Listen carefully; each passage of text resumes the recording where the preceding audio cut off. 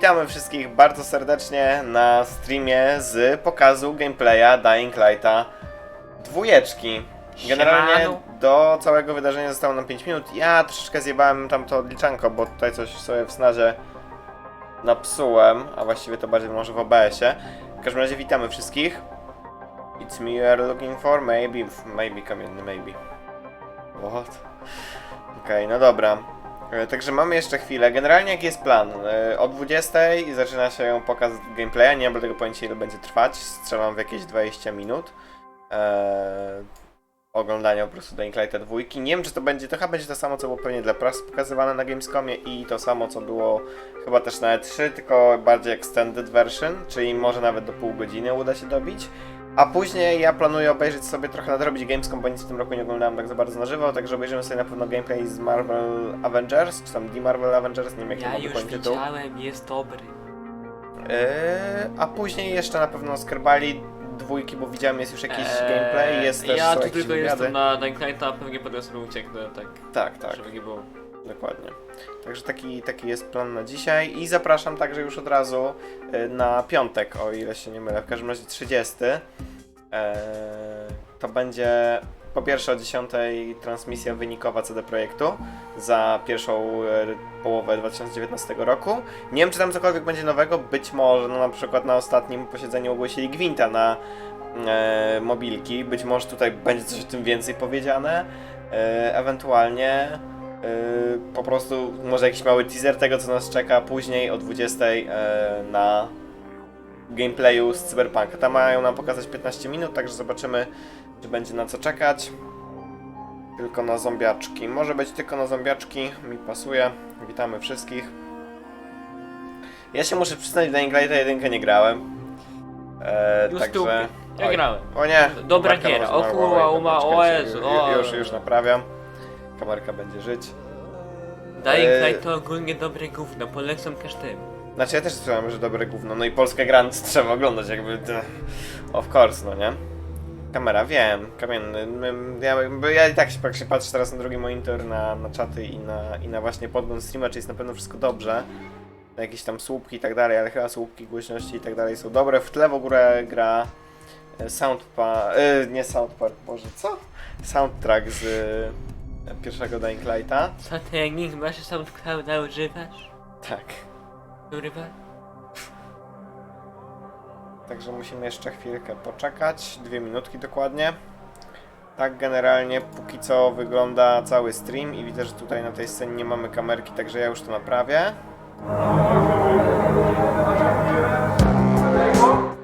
Okej, dobra, no dobra. Jaki cwany na czacie, kurwa. Ty sobie nie pozwalaj. O, ty właśnie, ty sobie nie pozwalaj, bo tu zaraz pójdą kolejne bany, shadow bany i tak dalej, wiesz, to nie ma letko. Ale później obejrzymy sobie, bo widziałem na kanale GameSpotu chyba, jest 5 minut gameplaya z jakiejś wersji Alpha KSP2, także to na pewno będę chciał sobie obejrzeć. Jest też wywiad z twórcą, albo twórcami, nie wiem. Co jeszcze jest? Jeszcze chciałem obejrzeć sobie... z Bannerlorda, na pewno 2. Mountain Blade'a, chciałem obejrzeć sobie gameplay. Z Avengersów.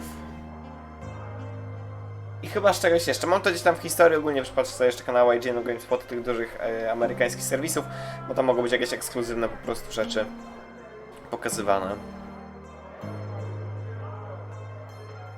To sobie zrobimy może trochę większe w sumie słupki audio. No w sumie nie, w sumie nie potrzebuję. Na SoundCloudzie Elon Musk ma swoją nutę, to dobrze wiedzieć. Bannerlord, no po Dying Lightie. A widziałem gdzieś są gameplaye do obejrzenia właśnie na GameSpocie albo czymś takim, albo IGN, nie pamiętam.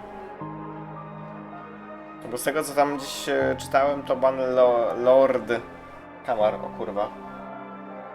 Kurwa jestem na monitorze mi siadł. Chyba zajebać. Nawet kurwa na obudowę tego nie rozpasa. Dobra, jebać go. Techlandu. Dobra, bo tu już nam się, nie wiem czy słyszycie, ale w tle się nam zrobiło odliczenie. Bombacyka! Pomocy! Także ja tu już wyciszę nam pomału muzyczkę Dying Lighta i ją zatrzymam. Zmienimy sobie scenę i mamy odliczanie, także... Oh yeah! 10, Oh 9, yeah! 8, A Bartek 7. debil tego nie zobaczy, bo nie uważa. Zobaczy później, no frajer, no. Niestety. Dobra, 1. Skupianko.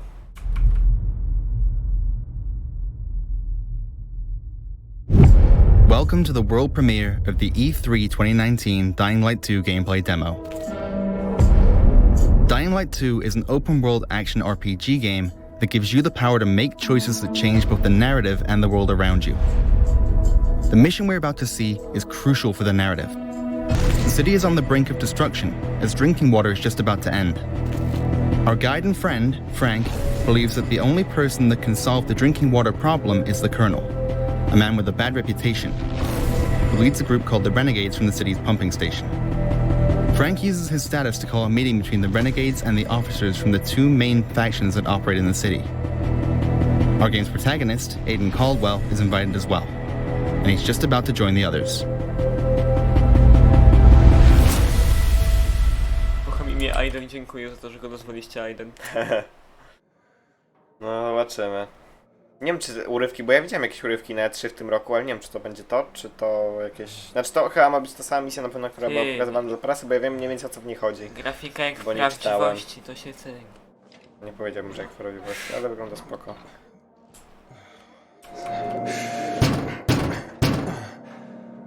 Aiden, we need you. Renegades will be here any minute. Oczywiście Aiden jest zarażony. Coś goręczka świeżbi. Za dużo wody, za dużo wody. Yeah. Where have you been? Around town. Drink.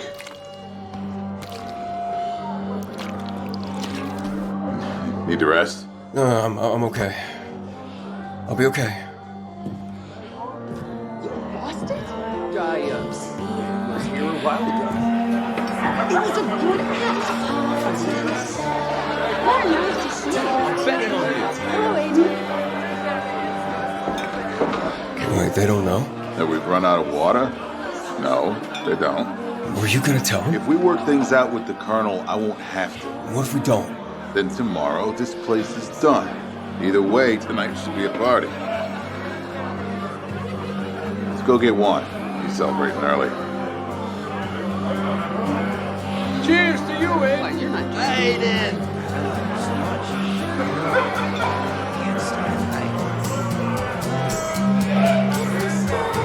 Where's the big guy? Is he late? Or is he just a dick? Matt's upstairs, waiting. You know this blows. Lola's last show, and here I am, going to grovel with the butcher.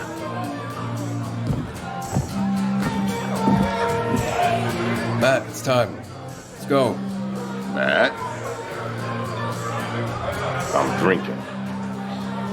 This is why we're screwed. How's this fuckhead gonna get along with anyone? Enough! Look, fellas, either the Colonel turns on his gold-plated taps or we're all dead. So seeing as he's graciously agreed to talk, we're gonna dress up real nice and go to his island on our very best behavior. Now move your ass, Matt. Only if I can kick here. After the slaughter. No póki co ta scenka była tak zajebiście klimatyczna. Zajebiste i imersywnie, tak się naprawdę się poczułem normalnie jak w Cyberpunku. Kurwa, Polacy są dobrzy w tym, żeby robić te gry z pierwszej osoby, naprawdę. We're in the central part of the city, so-called District 2. The city is made up of 7 very different regions, and each one is a truly individual environment that introduces new parkour moves, enemies, and gameplay mechanics. Aiden! What, are you not going? There's a lot of them down there.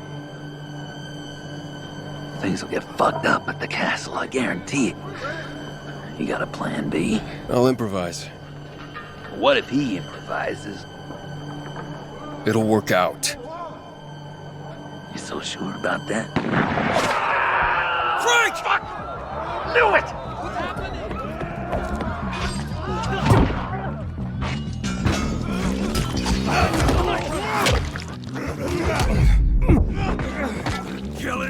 Weapon modding makes a comeback in Dying Light 2. We have a modded weapon, so now let's find a good moment to use it.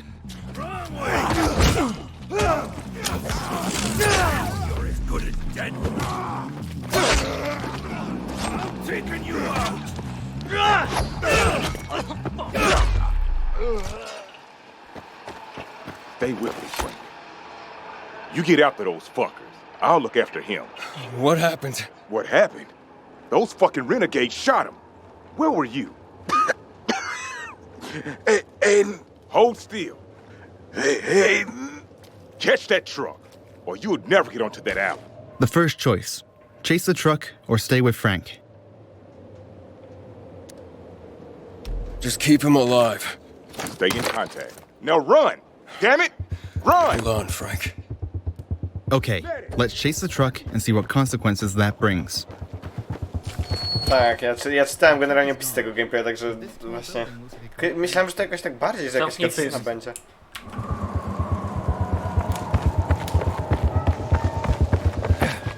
Dobra, teraz może mogę powiedzieć.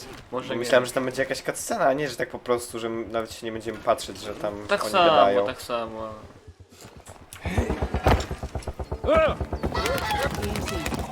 As you can see, life is booming on the rooftops, and this is something you can change by your actions and decisions. Hey, have you found the truck yet? Not yet. Matt, Can you see the truck? looking. Us, Frank. Can't find the doctor. But don't think about that now. I'm on it.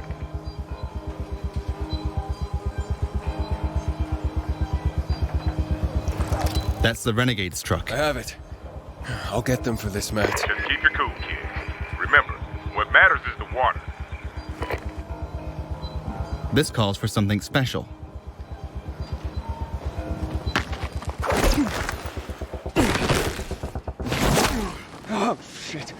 Oh boy! Nice, parodia, O w kur- tym stylu, zajebiste. Ej, to jest dobre.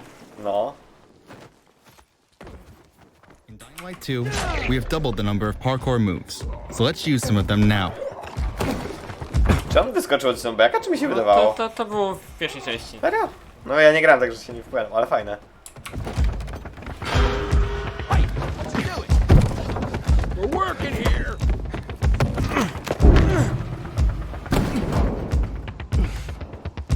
No krawędź lustra na sterydach.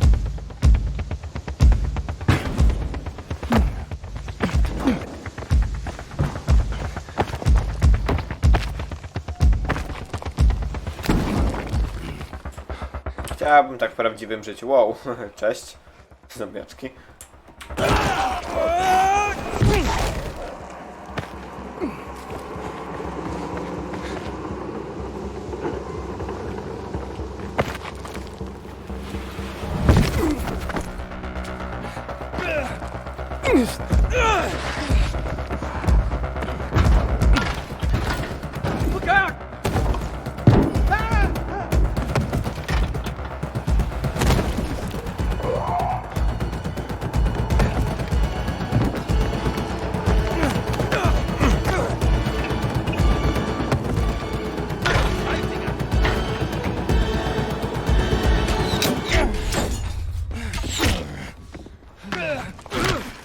Jestem ciekaw, jak bardzo to było wyreżyserowane, na przykład, że ten gościu tam wtedy tak się nie uchylił, czy jakby tam się wbiegło tak po prostu, czy on był i tak dalej.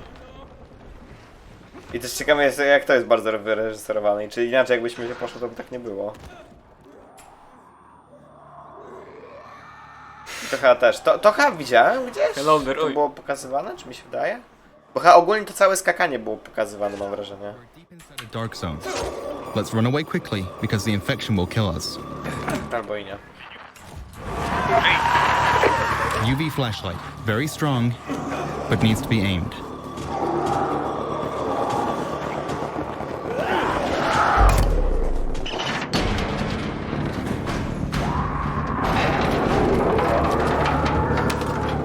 Oh, come on. Come on.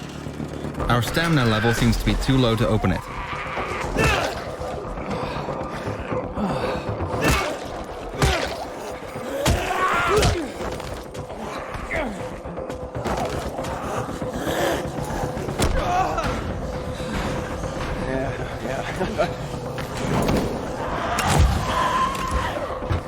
To chyba jest Troy Baker. Ja się nie znam, Nie, także nie się nie jestem wypowiadam. pewien, ale chyba... Infection progresses. Our biomarker is turning red. Co się niby zmienia na czerwone? Tu nic nie widzę, żeby coś na czerwone Taka zmieniło. migałka na tego. O, A, dobra, okej. Spoko. No taki asasyn w pierwszej osobie trochę tak. Another way to use UV light is the UV flare. It covers a big area, but lasts only for a few kurwa, seconds. flary to mi ratowały dupę i Bartkowi kurwa tyle razy w Dying Light'cie, że... Ja bym musiał w końcu może w to zagrać, ale nie ma kiedy. Poza tym nie wiem, czy bym w jedynkę tak samo dobrze się bawił widząc to, bo to ładniej wygląda, podejrzewam, no nie? No oczywiście, że tak. Wait. We've got a vision. Confirmed. They're heading onto the viaduct now. Which viaduct? Over the track. Okay, on my way. Be careful, Abe. The Colonel, he's a psycho. He doesn't mess around. Neither do I. Jednak nie Troy Baker, jednak nie. Jednak nie. No to nie ma wszędzie w Troy Bakera, bez przesady.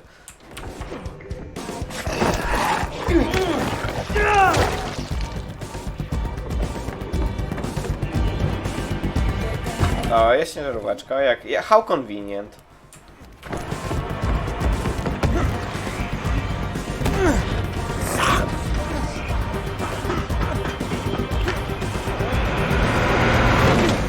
Jestem ciekaw, jak bardzo to było wyreżyserowane. Czy No ta pewnie ciężarówka dosyć mocno, no Jezu. Ale czy tak Kurwa, gameplayowo, przecież, mi chodzi, ja nie, mi chodzi o to, czy to będzie wyreżyserowane w gameplayu. Czyli, ja że nie wiesz, wiem, ciężarówka no. na ciebie poczekasz, ty tu będziesz na nią zeskoczysz. What? Ow! Leave me alone! Take me to the castle. Are you nuts? Just drive.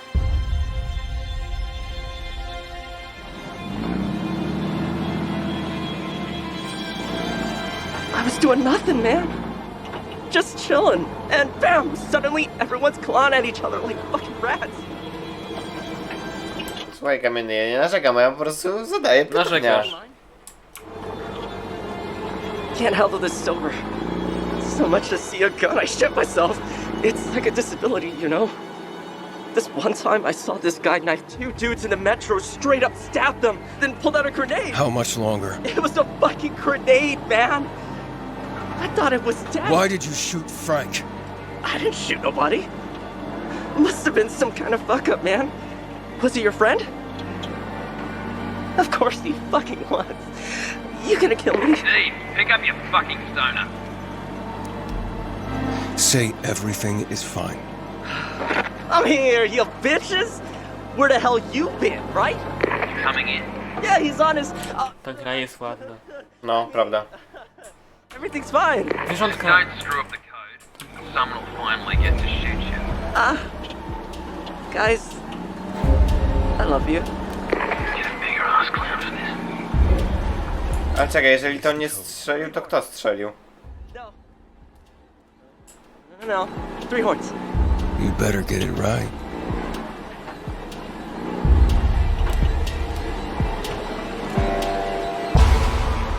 So this is where the Colonel resides.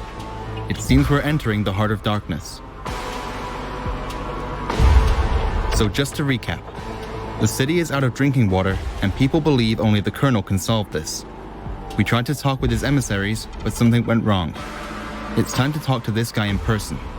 The fate of the city is in our hands now.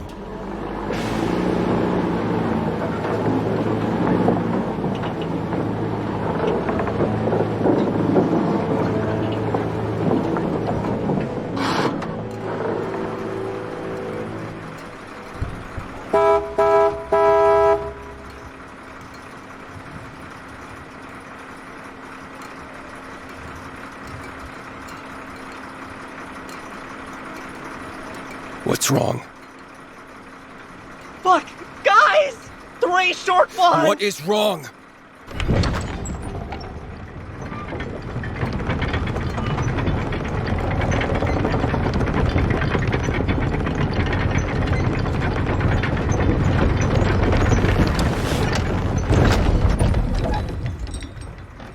Good thing we didn't kill Steve. Without him, and the code, getting in would be much more difficult.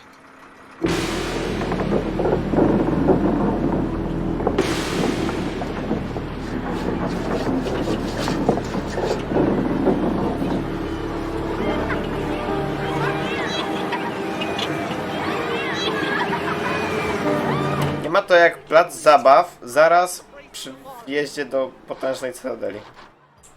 Don't even try, or I'll come back for you.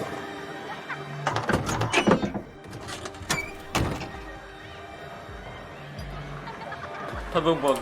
To był na stałe błąd, trzeba było go przekonać. Tak myślę, to jest moje zdanie. No ja chyba z tego co wiem, później pokażą alternatywne ścieżki. Tak szybko w miarę, ale pokażą.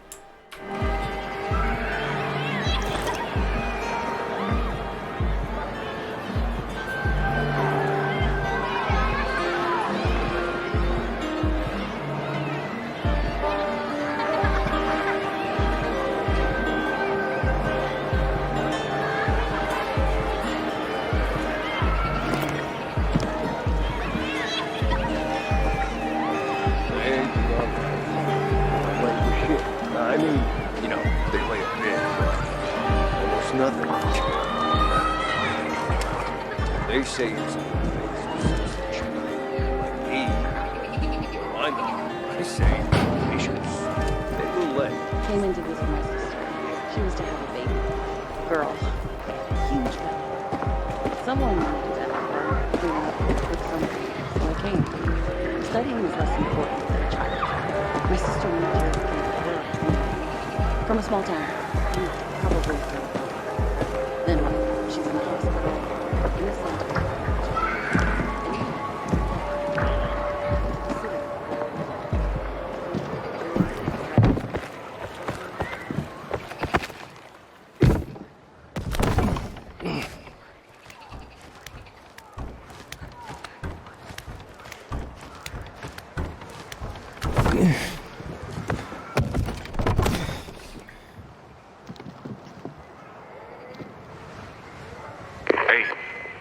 I'm on the island. What's with the butcher thing? All I see is regular people. Huh. You know, I should talk to the colonel. The time for talk is over. Frank's dead. Fucking great. Tego nie wiedziałem z opisu gameplaya. Hey, Our friend, Frank, is dead. If we had chosen to stay with him, perhaps this story would look differently. But now, this raises the stakes for all of this.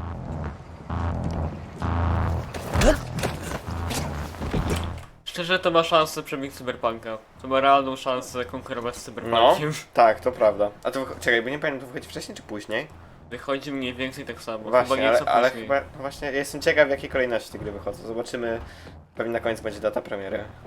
Bo w sumie jeszcze nie jest ogłoszona. A, świetnie, no to tyle było ze skradania się. A to tamten gościu zatrąbił, tak? I do tego oni podnieśli, ale... Chyba tak. Wow, that's a big drop. A, tu była woda, okej.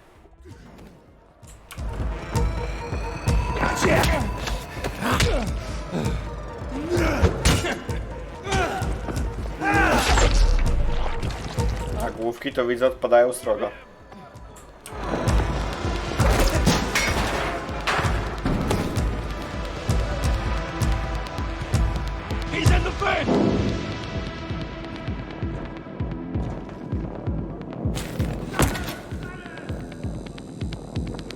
Stop hiding! Gonna slam you!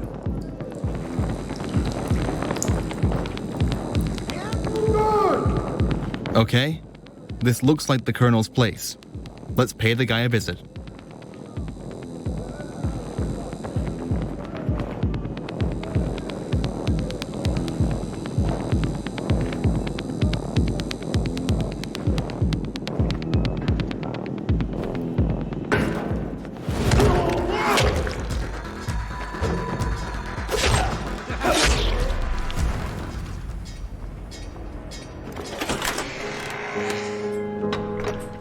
No niezła miejscówka. Where is he?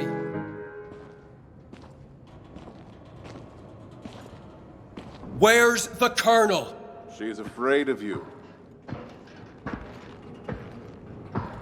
Play, Anna. There's nothing to fear. So you've come to kill me, have you? I've come to turn on the pumps. I won't let you do that. Where's Frank? Well, he's dead. Dead? How? Your man shot him. Wait, Sam. You saw it happen? You saw my man shoot? Oh, Matt did. Matt? I sent 5 men. Where are they? Hey, what's happening? Look, we can count bodies later. The city's waiting for water. Stop! Water? You can't turn on the water from here. They played us, don't you understand? Don't listen to him. Turn on the pump. You do know what he wants, right? He wants you to kill me, open the doors and let his butchers in. You want water for the city? I know how to get it, but you've got to trust me. For fuck's sake, he killed Frank. The Colonel looks like he knows what he's talking about, but can we trust him? On the other hand, we really need that drinking water, and we need it today. I'm turning on those pumps. What a pity.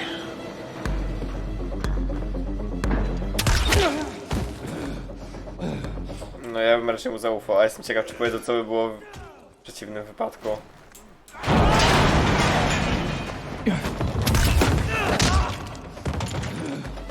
This is another new Dying Light tool, the Scorpio. It's a devastating ranged weapon that basically one-shots your enemies. Dobrze, że nas nie zone-shotowała.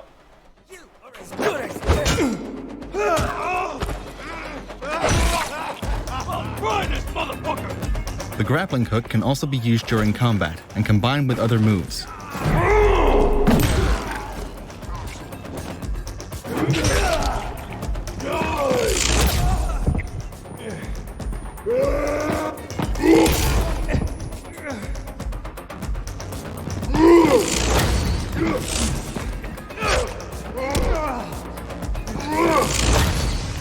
Rozumiem, że to jakiś bardziej dojebany przeciwnik. Pewnie się go tak po prostu klypać nie da.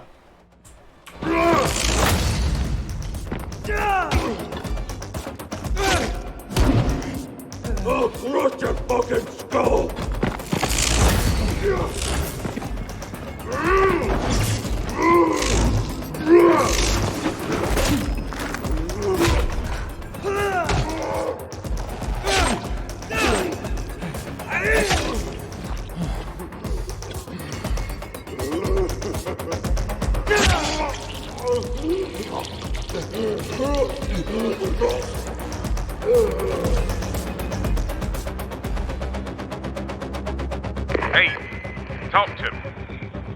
I'm alive, but the Colonel's getting away. Fuck him. The water's what matters. I'm turning on the pumps.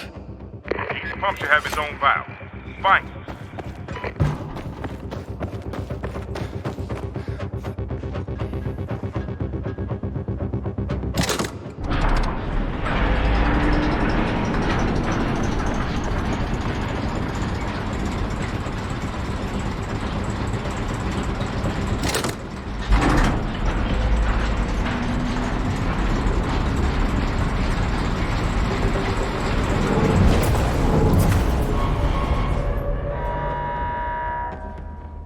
There's a problem. What's that? Repeat. The alarm went off. The pumps stopped. What's going on, Matt? It's just an old piece of junk. Find the control room and turn on the main valve before the whole thing falls apart. I'll find it. Stay on the radio.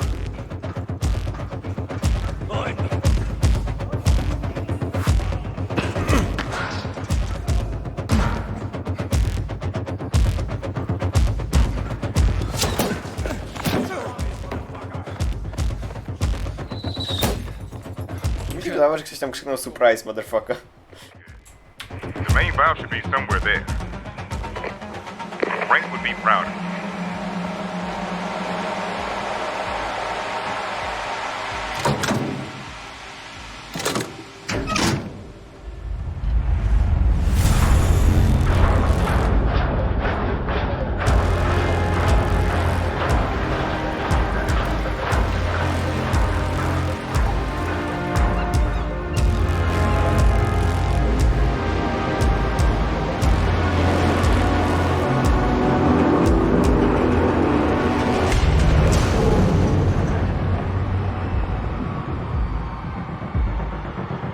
Dying Light 2 gives you the power to make choices that have massive consequences for the whole city, the sandbox space of our game. A no było coś z tym motywem, że można całą lokację odtopić. Huge open world region for you to explore, with new mechanics, quests, and things to find.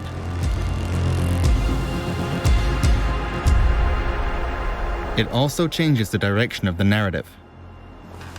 The Colonel was right. There really was a plot against him. But only he knew the area was flooded for a reason.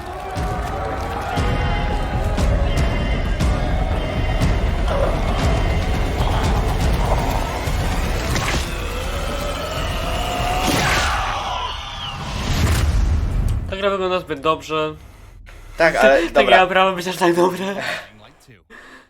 Bardzo fajne. Ja pierdolę. Bardzo fajne. Ej, To naprawdę, to ma szansę bardzo konkurować z Cyberpunkiem. Rozbiło wszystkie oczekiwania o stówę, naprawdę. No. Nie spodziewałem się, że to będzie aż tak dobre. Szkoda, że nie pokazali innych outcome'ów. Fajnie było, Ej, jak poważnie, pokazali. ej, to wygląda tak kurewsko Ej, dobrze. nie no, Jezu świetne było. Chryste. Jedna rzecz, w którą mam nadzieję, że Cyberpunk będzie lepszy od tej gry, to tak mnie teraz naszło, żeby wybory były trochę bardziej seamless takie, w sensie gameplayowe i mam nadzieję, tak przynajmniej wynika z tych wywiadów, że tak ma być, że te w Cyberpunku mają być takie wybory gameplayowe, że na przykład teraz jak była ta opcja ścigać pułkownika czy włączyć pompy, to żeby to nie był wybór A, B, wiesz, w Y, tylko po prostu, że jak pobiegniesz za nim, to robisz ścieżkę, biegniesz za Ja nim. tak nie lubię, wiesz. A ja tak, ale mam nadzieję, że tak w Cyberpunku Nie, bo ja, będzie wiesz co, i fajnie jakby coś ja takiego Ja było. się czuję, jak ja już jestem wyruchany przez grę, jak tak jest często. A ja nie, ja właśnie coś takiego chciałbym, mam nadzieję, że tak będzie w Cyberpunku. pokazane wyraźnie, kurwa, że możesz to zrobić.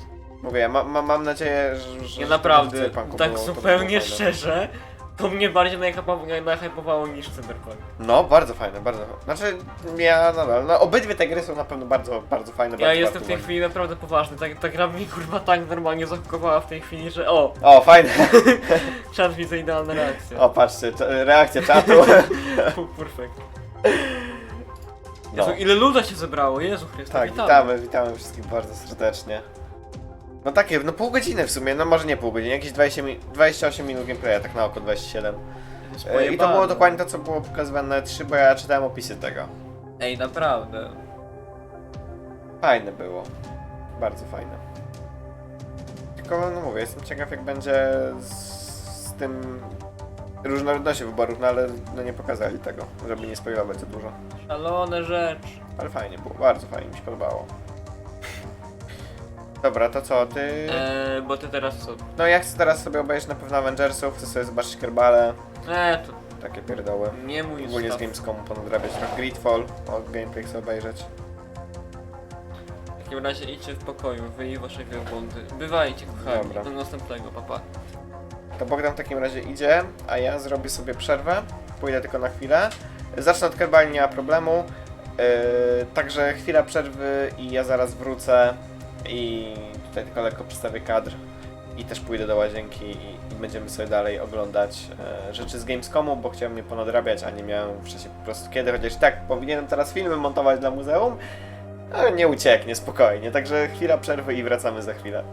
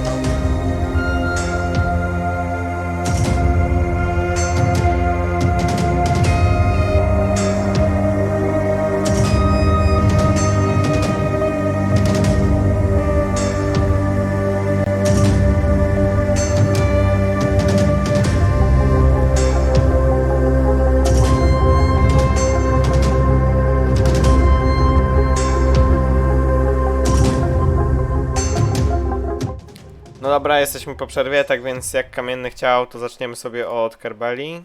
A nawet się muzyka skończyła, ale to nic. Ja zaraz sobie znajdę. To było gdzieś na IGN-ie, tak jest. 5 minut tutaj mamy. Widzę, też jest jakieś jedno trochę dłuższe, ale obejrzymy sobie to na kanale GameSpotu. Także zobaczymy, jak się tak, gameplay, jeżeli ktoś jest tutaj po gameplay Dying Lighta, tak, był, no przed chwilą się skończył, także jeżeli coś, to zapraszam, powinno dać cofnąć streama, no jeżeli nie, to będzie za chwilę na pewno gdzieś tam na YouTubach i tak dalej. Ja nie wiem, czy to nie jest to samo, co mówisz, Kamienny, żeby to inne zobaczyć, no dobrze, ale ja nie wiem, czy to nie będzie dokładnie to, trochę jest dokładnie to samo, wydaje mi się, trochę jest dłuższe, ale... Tam na końcu jest, widzę, puszczony chyba trailer. Nie wiem, może to całe jest? Ja obejrzę to na GameSpocie. Bo tam gdzieś dalej tu widziałem, że jakiś jest ten trailer, także... Także oglądajmy, ja wyłączam już muzyczkę ze Spotify i włączamy to. Pre-alpha footage of Kerbal Space Program 2 from Gamescom 2019. Just a note that the frame rate isn't consistent due to the footage being pre-alpha. Stay tuned to GameSpot for more coverage on Gamescom. No na pewno Launchpad wygląda dużo lepiej. Jest więcej drzewek i w ogóle. Oj, widzę, no tu fizyka trochę dziwnie działa. Chociaż nadal, no mapa się wydaje być taka dosyć pusta i te widać, że to takie jeszcze placeholderowe, bo ta mapa, też ta geometria terenu nie jest za dobra. Okej, widzę, że fizyka działa naprawdę nieźle. Nice. I tam jakieś większe launchpady. No framerate jest taki se. Słoneczko ładniejsze na pewno. Dym inaczej, no dym inny, no partikle zdecydowanie inne. Chociaż też na Unity siedzi, ale no trochę ładnie wygląda, no tylko optymalizacja to tuś się. Generalnie. To jest gameplay bez komentarzy, także nie wiem, czy ja będę podgłaśniał. Też raczej nic nie wydarzy. Gdzieś te refleksy trochę tu dziwnie działają od tego. Mam wrażenie. Kerbal dużo ładniej wyglądają. Części to tak... no może trochę ładniej. Też Kerbalki chyba teraz mają inne fryzury, wydaje mi się. Anti-aliasing widać, że gdzieś by się przydał, bo strasznie to takie poszarpane jest. Widzę, że będą launchpady z innych miejsc. Moim zdaniem tak naprawdę KSP 2 można określić jako KSP z modami, tylko że stokowymi. Mam wrażenie. No i mają być kolonie. I ma gra przy tym nie lagować za mocno. Bo teraz jak się najebało być tyle części, to gra już by dawno umierała generalnie. No teraz ma to szansę działać. No i widać, że działa, bo na przykład te ujęcia są w miarę spoko. Nie są takie poszarpane.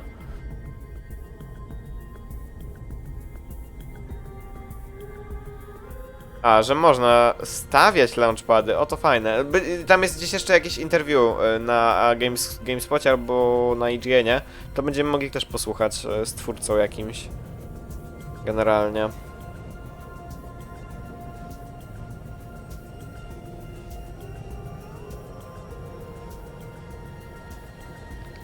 No a w grze chodzi o to, żeby startować rakiety, robić program kosmiczny tak naprawdę.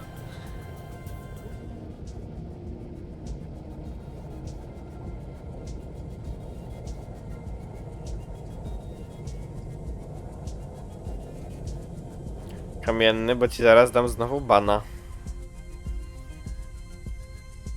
Ten coś... No fajnie, że są te kamienie, ale coś sama teksturka taka muna mech. Mam wrażenie. I gdzieś jest coś nie tak z refleksami. Mam wrażenie. A fajnie, że są kamienie. Są też pierścienie, to jest fajne. Jestem ciekaw, czy w tych pierścieniach będzie tak dużo tych odłamków, czy nie. Tu jakieś pojebane statki. Też mam wrażenie, będzie trochę futuryzmu w Kerbalach.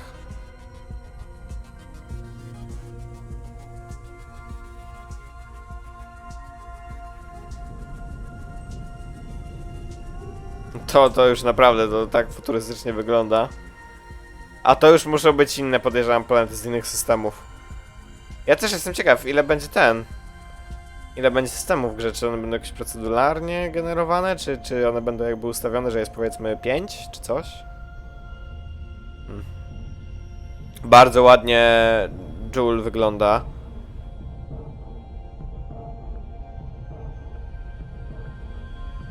A, są ustawione, to pewnie jakaś najbliższa okolica układu kerbolskiego, ale podejrzewam, że to będzie wzorowane na jakimś Alpha Centauri i tak dalej. Gwiazdach bliskich. Binarne są układy, zajebiście.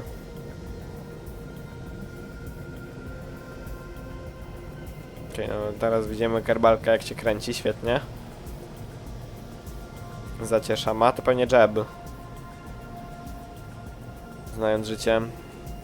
Też zauważyłem, że chyba będą miały kerbale różne kolory, można będzie dało kustomizować, bo tam wcześniej Valentina miała pomarańczowe, a to jest chyba jab i jab ma czerwony skafander.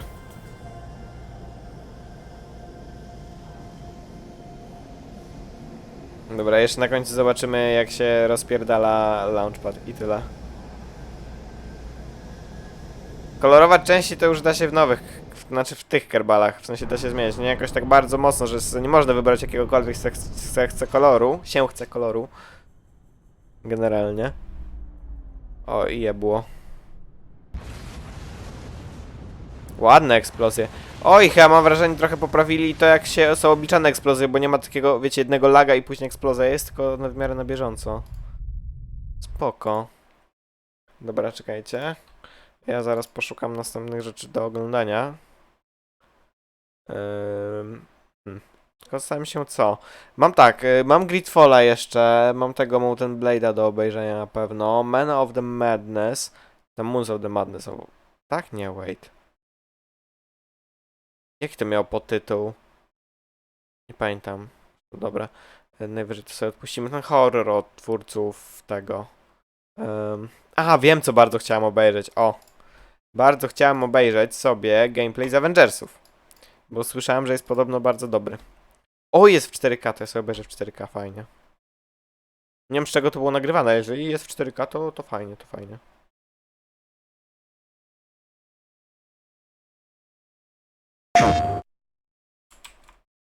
Na PS4, nice.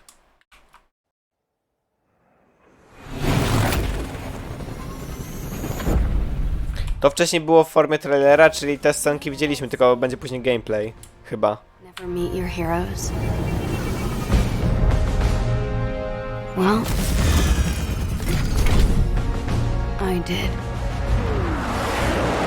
And it was awesome. The Avengers were everything I imagined. Hello, San Francisco!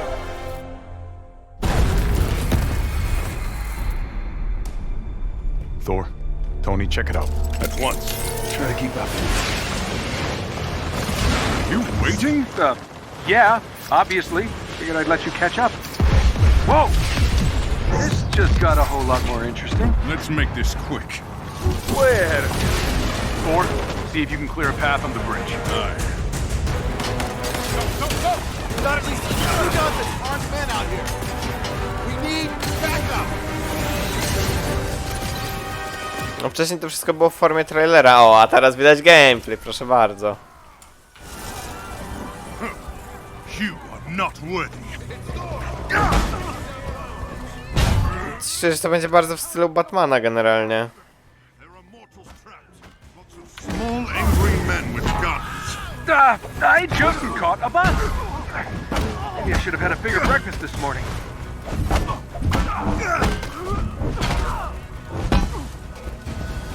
of my way! Thor!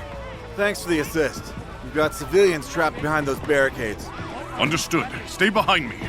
I will deal with them.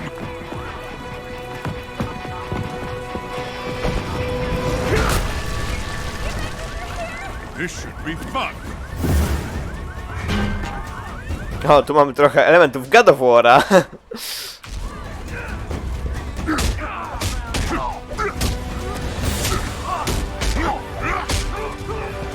Ja nie wiem, Kamienny, ja się na Avengersach nie znam, na całych uniwersach, superbohaterach, jakoś mnie to nie jara, ale fajnie gra wygląda, bardzo mi się podoba, póki co gameplay. Are you hurt? No, just stuck. Lucky for you, I am mighty. Thank you, Thor. Get to safety.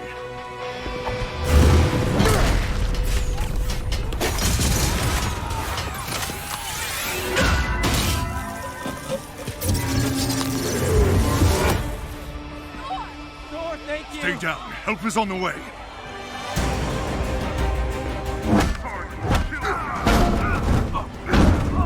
Tora z mitologii tym bardziej, Kamienny, nie znam. Whoa, whoa, whoa, Thunder God. Who said you could have all the fun? Your turn.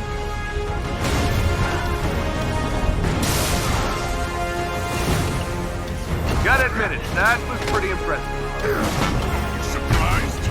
Ooh, cocky. I like that.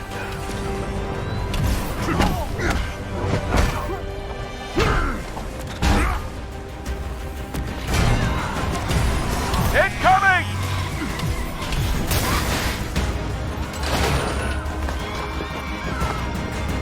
Shields, quick!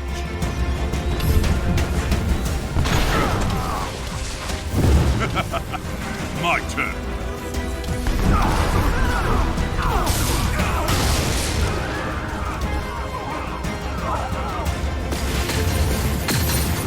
Fight's not over, Stark! Hey, get back here! Dobra, teraz będziemy mieli trochę Ironmana. From one of Fury's morning briefs I never read? Come on, Tony, those are important. Okay, whatever.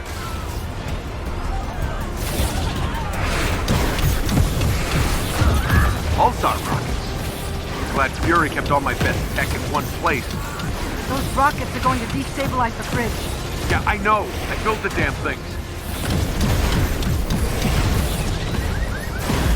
No jestem bardzo ciekaw, bo to jest, jak rozumiem, część z kampanii fabularnej, tylko mi się jedno co mam trochę wątpliwości co do tej gry, to jakieś tam modele rozwoju, tam mikrotransakcje ewentualne, kustomizacja, levelowanie, tego to pierdoły.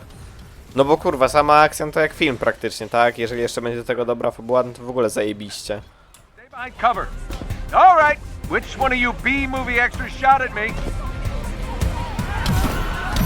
Avengers, the convoy is carrying classified SHIELD prototypes. Fury is tracking down the full manifest. Hell, how's the cat? Tell Fury I really love being shot at with my own weapons. We'll keep you updated, and Goose is fine. Ha! I didn't know you were listening to that part. Second unit, ahead! You'd think these idiots would be running away by now. Can't shake the feeling we're playing catch-up. There's something else going on here.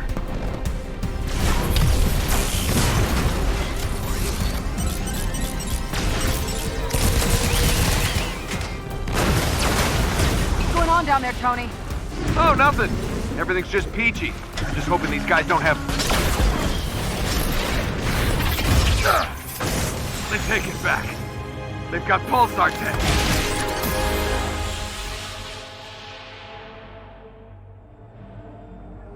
Going for a ride, Cap?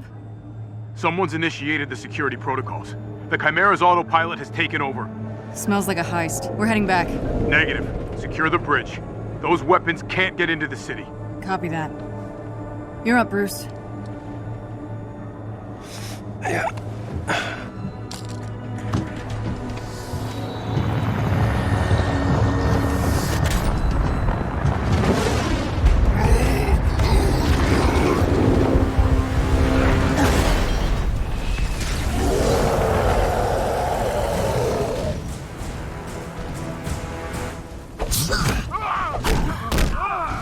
Bardzo mi to przypomina tryb Rancorna z tego, z tych Star Warsów na Kinecta. To Star Wars Kinect chyba się nazywało.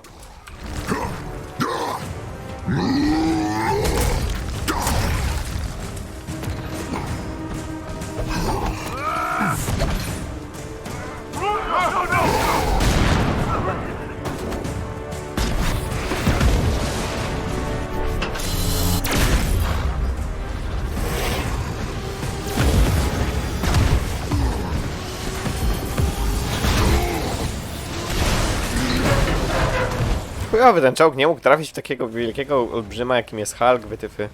Bez sensu.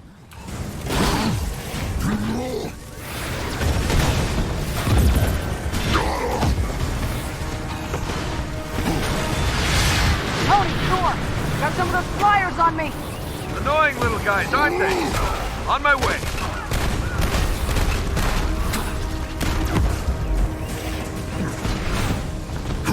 Co? Nie byłem nigdy w czołgu, ale widziałem zdjęcia. No ale to kurwa, to nie są czołgi z II wojny światowej, tylko to super ekstra nowoczesne czołgi, które kurwa same powinni celować. Przynajmniej tak mi się wydaje, nie znam Avengersów. You know, I was thinking today was gonna be more fan clubs and funnel cakes. Focus, Tony.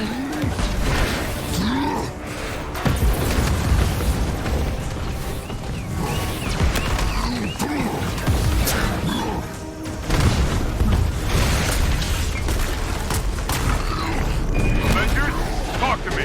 Those tanks are doing a number on the bridge. We could fall if we don't take them out. Hurry up, big guy. Can't take much more punishment.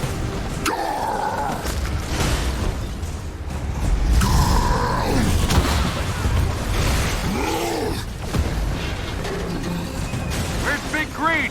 I got eyes on him. Hulk, bringing in the Quinjet for a landing. Smash!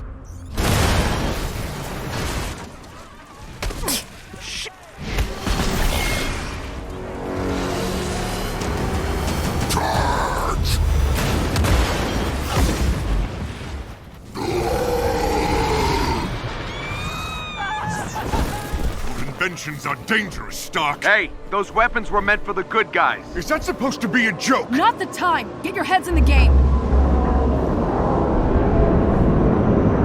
Cap, what's going on over there? Not sure, Nat. Seems like the reactor's malfunctioning. I'm getting strange readings on the monitors, like we're being pulled to a heat signal in the bay. Down!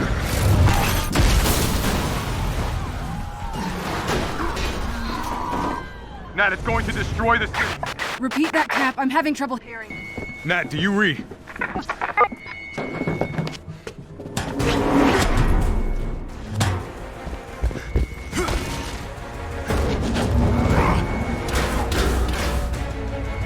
All hands. The Chimera is under attack. Evacuate the civilians. Fire in the hole! Go, go, go!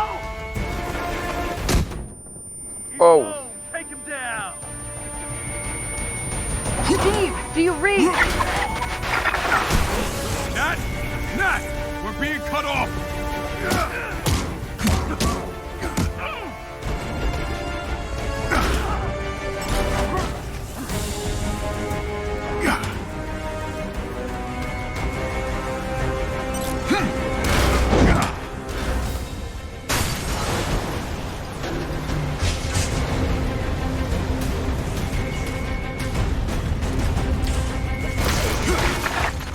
Captain, we have a problem.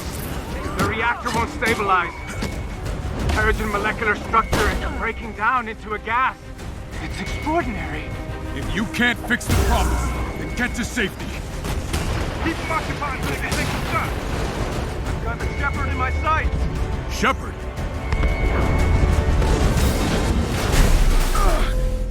Avengers, if you can hear me, the convoy is transporting a highly lethal sonic disruptor bomb.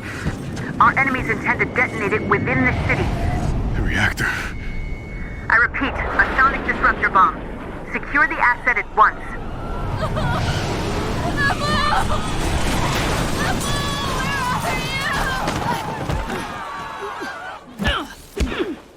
Sonic bomb?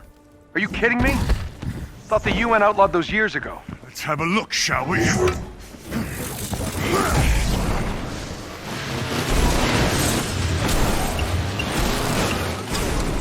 Now that is an entrance.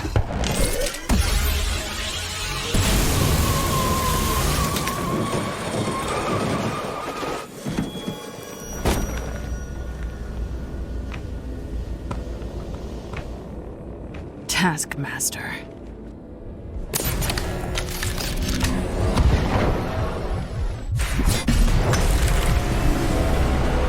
We need to get that detonator. That bomb goes off, it could liquefy everything within a 10-mile radius. Well, what are we waiting for?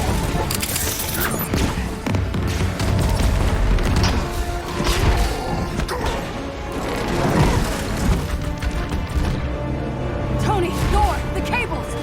I'll handle the freak with the detonator. Romanov! From one former S.H.I.E.L.D. agent to another. Keep up.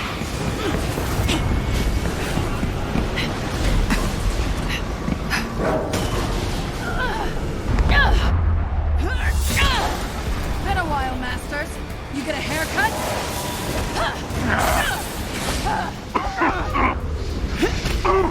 The base of the bridge is secure.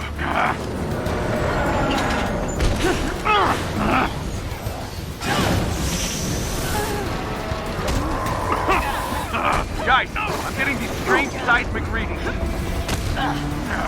Tony, truck! Got it.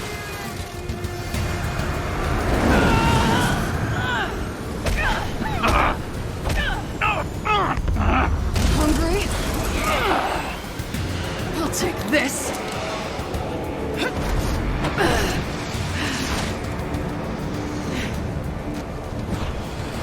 You know, I was hoping to face you. Funny, I've never given you a second thought. Come and get it!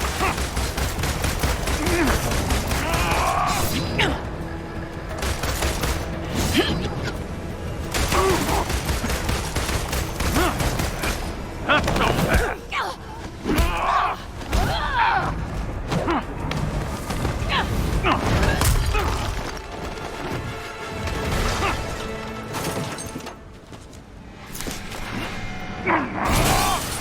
Oh, did I break your little jetpack? Doesn't matter. I have this. Damn it! Hand it over! Come and get it. Taking your usual notes? What? Oh, come on. The more I fight, the more you learn, right? It's called photographic reflexes. It's called unoriginal.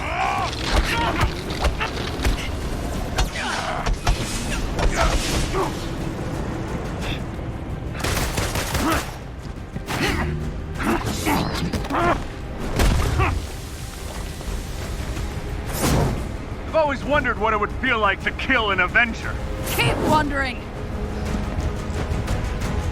Here, catch! So you've stolen your weapons from S.H.I.E.L.D. and your moves from my friends. And? That means I know just as much about you as you do.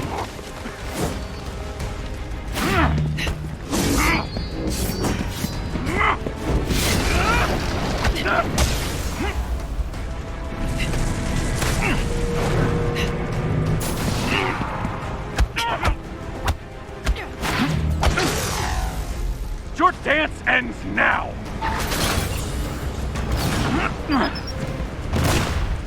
Must be frustrating, always one step behind. You're after the Chimera, aren't you? What are you gonna do with it? Sell it to the highest bidder? I'm after something much more valuable.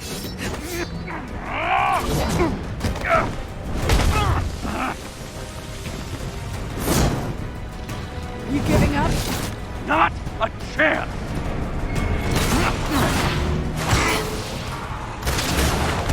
Okej, myślałem na chwilę, że to na górze to jego życie, ale to chyba jednak nasze życie. Ale powiem wam, kurwa! Jest srogi rozpierdol, ten gameplay wygląda naprawdę prześwietnie, no kurde. Aż normalnie za nie mówiłem. I'm done talking! Coward! What's the matter? Don't like surprises? Fool! I'll adapt. Can't learn what you can't see.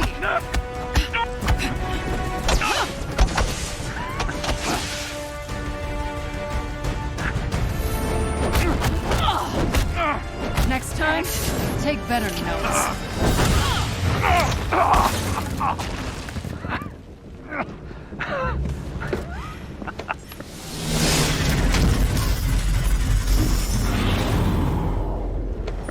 Guess you saw that coming, huh? You think you've won? What the hell are you talking about? Look around, Romanov. The world will remember this day. The day their heroes failed them.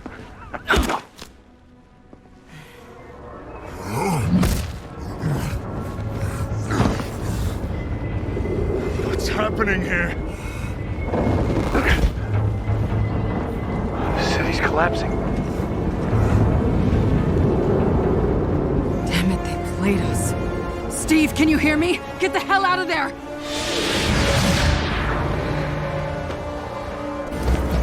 Screw this.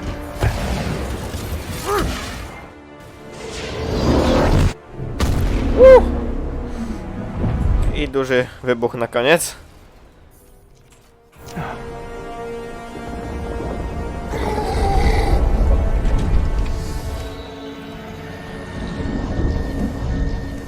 No i czuję, że tyle. Zobaczymy.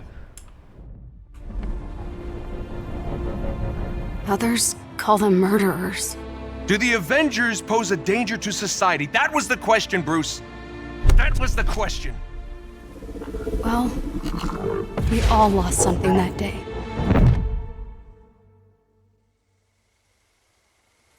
But that's not how this story ends.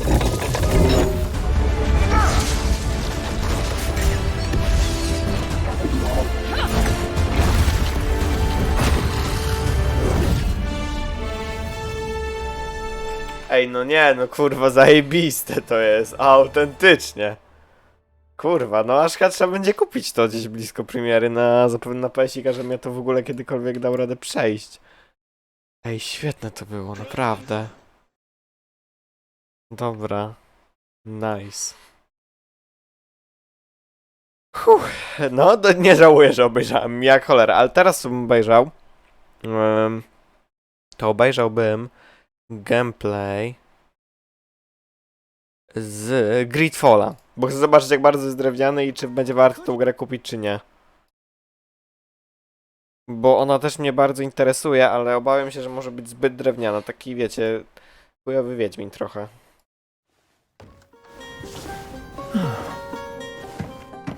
Could you stand a little taller, just a tad? Like this? Yes, yes. The chin a tiny bit lower. Gaze a little more to the right. There! Now, hold the pose.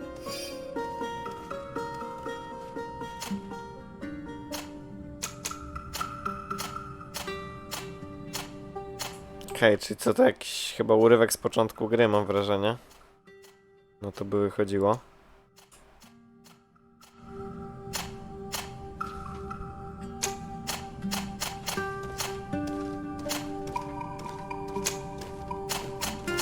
Czemu robią łysola, wytyfy? Masakra. Jeszcze niech rudego zrobił to już w ogóle. Kurwa, to chyba. Znaczy w sumie wtedy bym zrozumiał, czemu jest łysy. Aha, chyba, że oni tak pokazują cały kreator. Dobra, okej.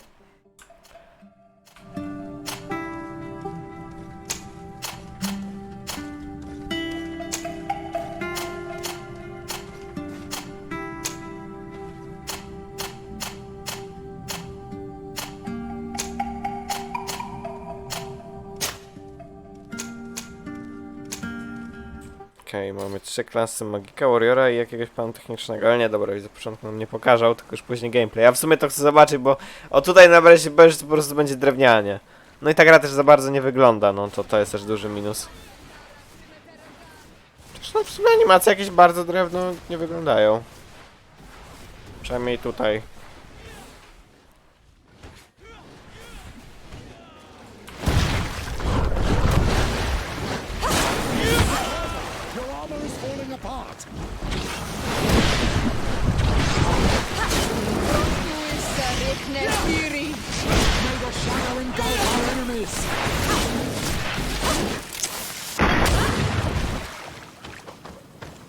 Nie, w sumie ta walka nie wyglądała jakoś strasznie źle. Nawet spoko.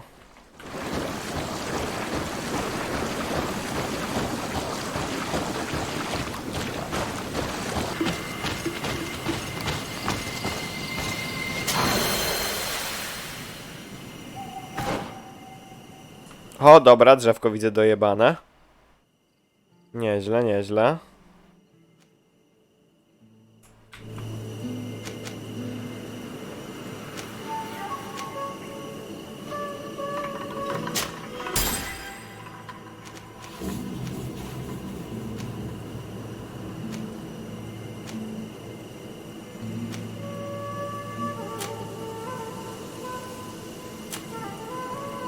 O kurwa, skille, atrybuty i talenty i wszystko, o Boże. No, zdecydowanie to będzie chyba duży RPG. Oj, można się skrać jak w Assassinie, nice.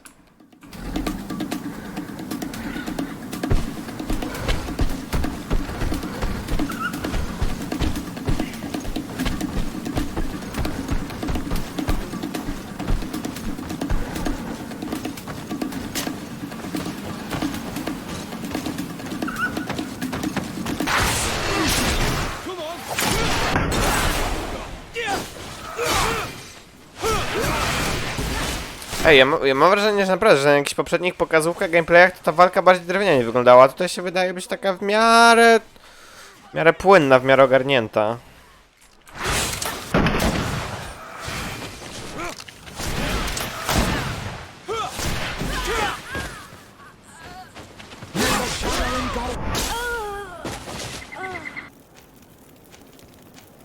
To coś, czego nie lubię, czyli ogarnianie ekwipunku. Trochę ogarnianie ekwipunku dla towarzysza, towarzyszki, jakiejś takiej pani bardziej dzikiej.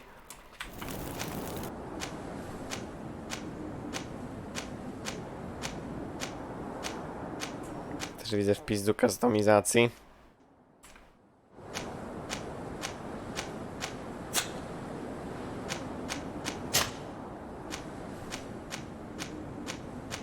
I kustomizacja wpływa też na staty przedmiotu.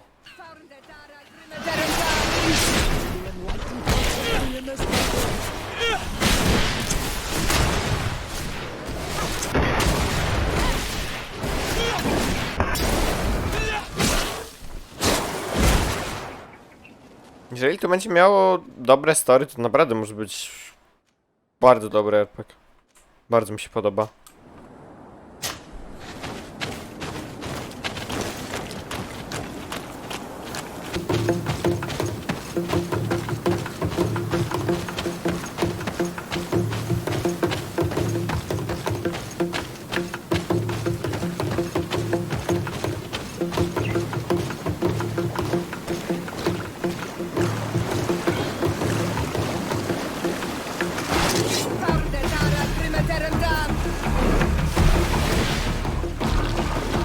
O, tutaj ktoś, pan z Cthulhu, tak troszkę.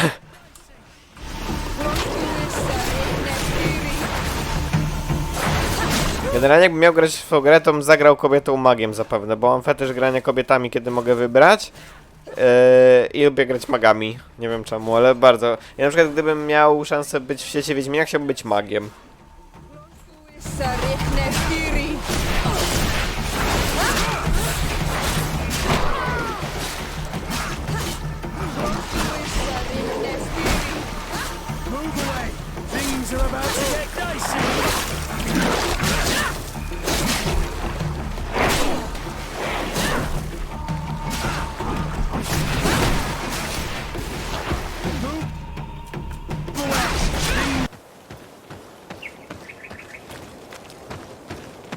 Czy będzie ci pokazane jakieś gadanie, czy coś? No, trochę bym tego chciał, ale chyba to nie tu.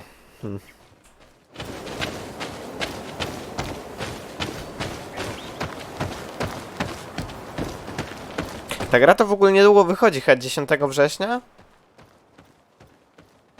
Także no widać, że już jest chyba całkiem dopracowana.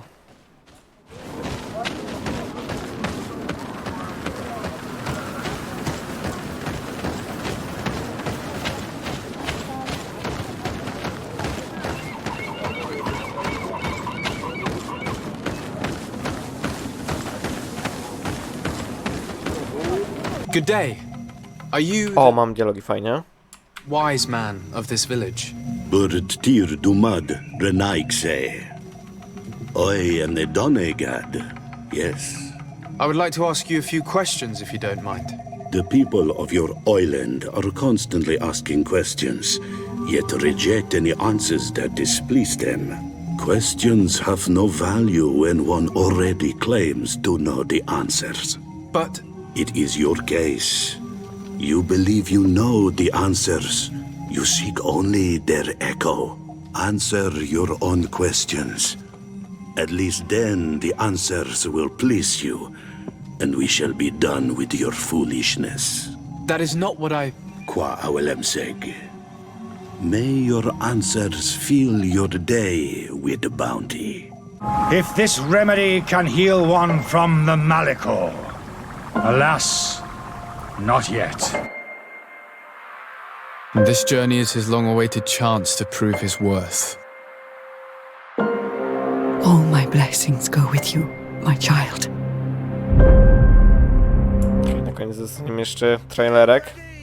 Ahoy!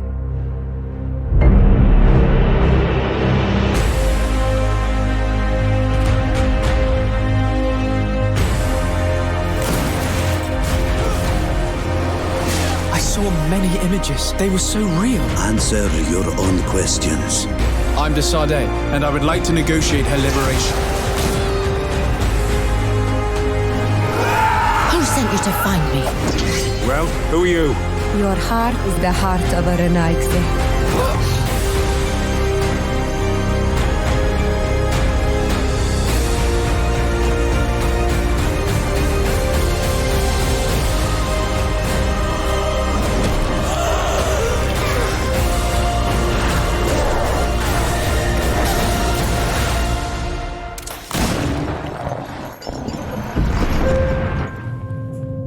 Bardzo przyjemnie, bardzo fajnie to wygląda. No takie jak mówiłem, 10 września.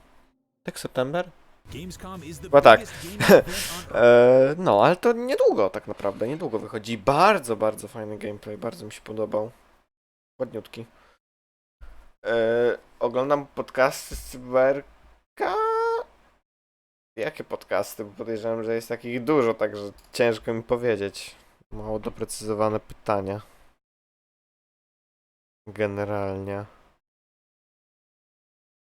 Fajnie. To, żeby nie było nam smutno i żeby było coś o cyberpunku, to włączymy teraz sobie 4 minutki jakieś pogadanki, chociaż to pogadanka o cyberpunku. To wiesz co, cyberpunk sobie zostawimy na tam jak już będzie cyberpunk. Mamy wywiad z twórcami Gridfall.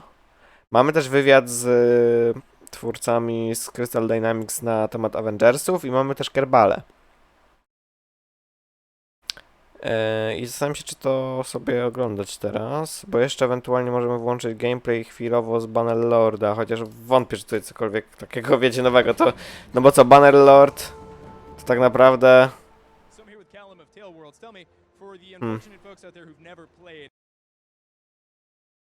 Wiesz co, myślę, Bannerlorda to nie ma co oglądać, bo tak naprawdę to jest to samo, co wszystkie poprzednie Mutant Blade'y, tylko że ładniej wygląda i może ma jakieś trochę nowe mechaniki. Także chyba się nie opłaca. Ale włączylibyśmy sobie jeszcze te 3 wywiady na temat tych 3 gier, które oglądaliśmy. Także zaczniemy od Kerbali.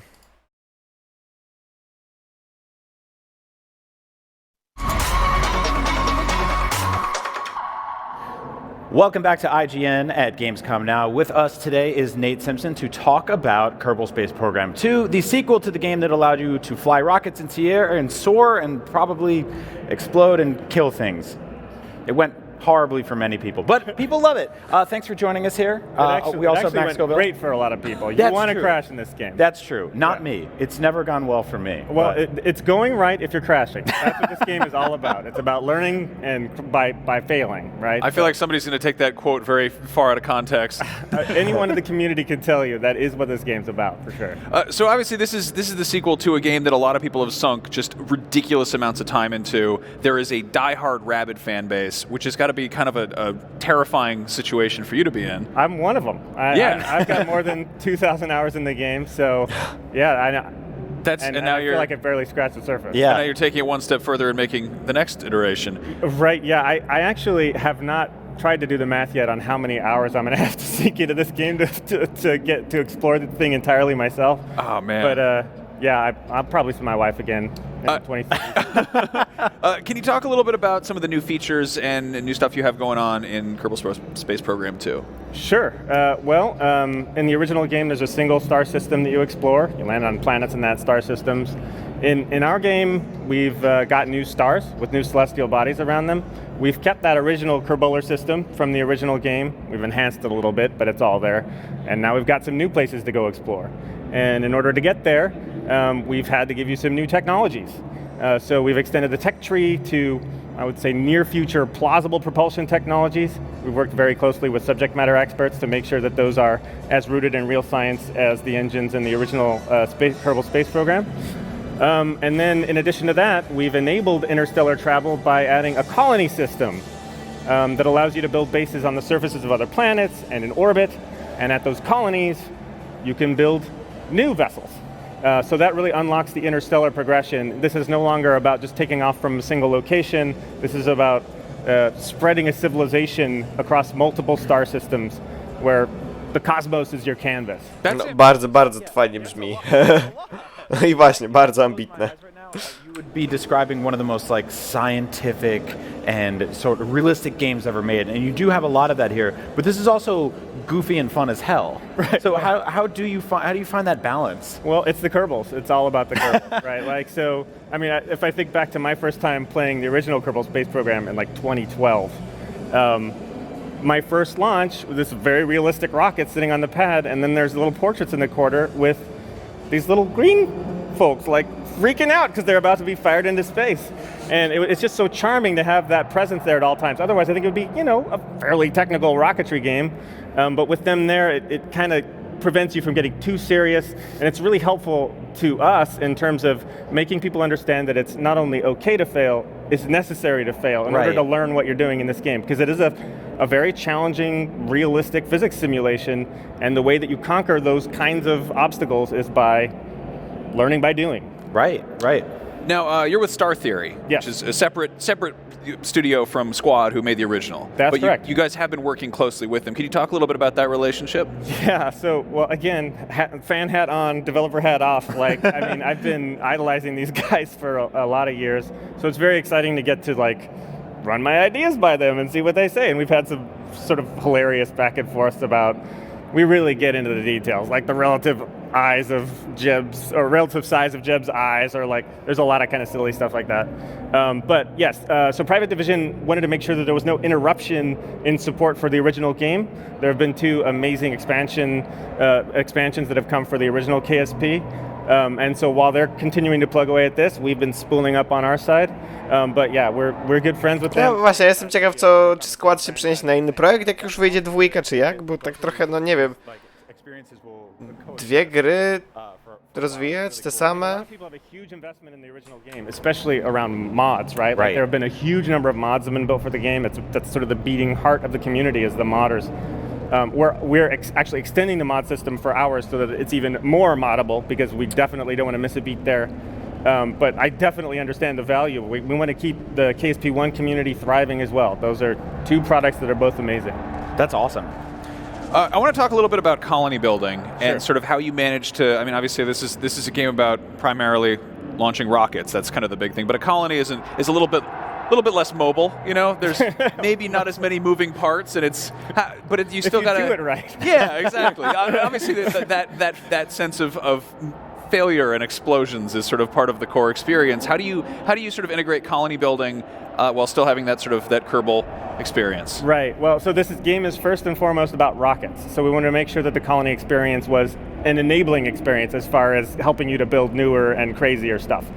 But one of the things that we've discovered as we've been sort of playing with the system is that it's kind of Kerbal architecture program now as well. And there's a surprising amount of fun in just seeing what kind of insanity you can achieve structurally with a building, especially with our new terrain system. There's a lot more topology, there's a lot more strange landscapes with which you're interacting when you're building out these bases. And we think people are going to have a lot of fun doing things like building crazy. I'm in love with the idea of building the most cantilevered landing pad that I could possibly build before it snaps off, and that kind of stuff. You can see a little bit of that in the trailer as well, right? There's those colonies are subject to physics and gravity, and they have mass, and they're rigid body arrays, and they will fail if you don't build them right. Have you run into any scenarios where you've accidentally launched your rocket and then it's come back down into your colony? Oh, not only just launching rockets and coming back down into your colony, some of the new engines we have literally use nuclear bombs as a form of propulsion. So in the case of those kinds of vehicles, you'll want to use something else to get off the pad, or unless you want to destroy your colony for fun, don't. See what happens. Oh my God, that's amazing. I love this. Now, obviously, you guys do have that wonderful balance of here's actual rocket science, but then there's like the cartoony, goofy aspect of it. But that's like a careful kind of, that's a tightrope to walk. Like, what is sort of the style guide of what's the sort of upper reaches of like speculative fiction you can deal with here? Well, I wrote an email, I think it was on the first day of the project, to the rest of the team that was all about like what is properly Kerbal technology and what isn't. And everything we do needs to be, obviously these things are speculative. Nobody's built a metallic hydrogen engine yet, so we're having to do a certain amount of invention. But no warp drives, no warp gates, no magic technology, right? No M drives. So, this at its heart, this game's always rooted in real science because we want people to, be inspired to, like, go to Wikipedia after they play the game and be like, well, that was insane. That can't be a real thing. And then they look it up and they're like, oh, we would be flying around the solar system right now. To bardzo dobry co mówił, no bo ja się zainspirowałem bardzo dzięki Kerbalom, kosmosem i tymi sprawami, tak. Like this series might be the smartest educational software that's also about blowing stuff up. It's just like a really rare combination of things there. Never call us educational software because we want people to want to. It's fun first and foremost, but you're right. It's accidentally educational. I didn't come with a subject matter expert background when I first started playing the game, but just over the course of playing the game, I started learning the fundamentals of orbital mechanics, things like that. And now look at me, I'm talking to you about nuclear bomb rockets. So that's the first step on a path to really exploring a whole new area of the universe. I really appreciate that as somebody who's like terrible in school, because like most people would be like, hey, would you like to learn? And you're like, no, learning's for losers. And then they'd show you something cool, and they'd be like, you learned something. You'd be like, yeah, that's great, awesome. I'll give you an exclusive. I am horrifically math phobic. Really? Yeah, and so am I. That makes me feel really good. Yeah, I mean, it's not Kerbal math program, right? You're learning by doing. Although people who do have that impulse, it turns out they can go real deep into delta V calculations and things like that, and that's all there too. But there's something for us as well. Explosions is a thing everybody in the world likes the concept of in the film. They don't probably like them in the real world, but your game has lots of them and will continue to. Yeah. How do you create explosions in a video game that are awesome and terrifying and fun? We've had some really exciting meetings. First of all, we've watched way too many rocket explosion videos, like an unhealthy amount of rocket failures. And there are lots of them, because rockets are really unreliable. They're right on the bleeding edge of technology. But because we have such a diversity of fuel types, I mean, think about it. We have an engine that, in its fuel tank, is full of tiny atomic bombs. So when that fuel tank is ruptured, you're going to have a big event, and it's going to be a unique event. And that's really what it comes down to. Every part type has its own explosion type that's associated with it, and we want every explosion to be as unique as every vehicle is. So yeah, the vehicle failures are, everyone's a beautiful snowflake that no two are alike. Now you mentioned briefly sort of showing this to different experts and getting getting actual rocket scientists to chime in on this. Right. Have you talked to have you shown this to anybody we wouldn't expect? Have you shown this to Neil deGrasse Tyson, Elon Musk, anything like that? I mean, I'm waiting for their calls. Hopefully this game does well enough that we'll talk about it. We do have a subject matter expert on the James Webb Space Telescope team. His name's Dr. Joel Green. And he's we do too. That's awesome. Oh, no, nice. I'm just kidding. We definitely Are you guys buddies with Joel? He knows everybody. Yeah, so he's been our consultant around celestial bodies and things like that to make sure, again, that they're rooted in real science as well. This is such a cool sentence that you have a consultant on celestial bodies. Yeah, I just flew out to Maryland to hang out with him, and it was one of the coolest things I've ever done in my life. God, that's so awesome. Well, that is wild. Yeah. When can people start blowing stuff up in this game? Look at that explosion right there. I can't look away from it. Yep, that's one of them. Yeah, when can people play? Spring 2020 is our release date. So we got a lot of work to do, but yeah, we're very excited. Sweet, and you're shooting for PS4, PC, PS4, and Xbox One? Yeah, PC in spring 2020, and then PS4 and Xbox One will be a little bit later, but yeah. Great. Cool. Awesome. Well, Nate, thank you so much, man. I cannot wait to play this game. Yeah, I'm still stunned at the amount of people you have working on this who are way smarter than I could ever understand. And it's good to hear that you're math-phobic, because that makes me feel like I can achieve stuff in the world. Ladies and gentlemen, Kerbal Space Program 2, you'll be able to play it very soon. It's just one of the many games here at Gamescom. IGN at Gamescom now. Dobra, wiesz co, jako że się pokazał tutaj Gridfall, to od razu ciśniemy sobie Gridfalla, bo też bym chciał zobaczyć interview. Welcome back to IGN at Gamescom now. I'm Brian Altano with Max Scoville, and this is Jehan Rousseau from Spiders, the CEO, working on the upcoming action RPG Greedfall. This game looks awesome. We talked to you a few months ago at E3. We saw new stuff. You guys have a new trailer. I'm very glad to see you again. It's good to see you.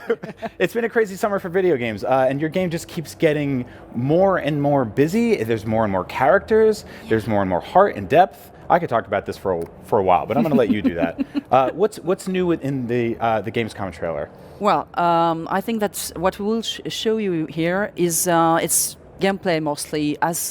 As far as I can remember, during the E3, there were still, some cutscene and, elements coming from the trailers. This is really gameplay. So it's in-game, really what you will experience during the game. So here, it's beginning where you will be able to create and customize your character. So there is a small cutscene with a painter that is, trying to draw your portrait, and you can choose here your gender, of course, but also some different faces and also, hair color, different haircuts, and so on. So it's what we're used to see in different RPGs. I mean, it's not that original, but we try to make it, relevant with the time period. So we try to have some haircuts that are, consistent. I like this haircut a lot. You see a lot of different sort of novel ways of doing a character creation screen. In Fallout, it's like shaving, but this is such a nice touch to be sort of sitting for a portrait. Now you just had a brand new trailer that really emphasized sort of the character side of things. I feel like when we talked to you at E3, it was all monsters and the terrifying wilderness stuff. And now I find out that we're not monster hunters. It's all about diplomacy. No właśnie, ja też myślałem, że to będzie coś w stylu, że jesteśmy kimś w stylu Wiedźmina, a tu się okazuje, że jesteśmy dyplomatą na misji dyplomatycznej.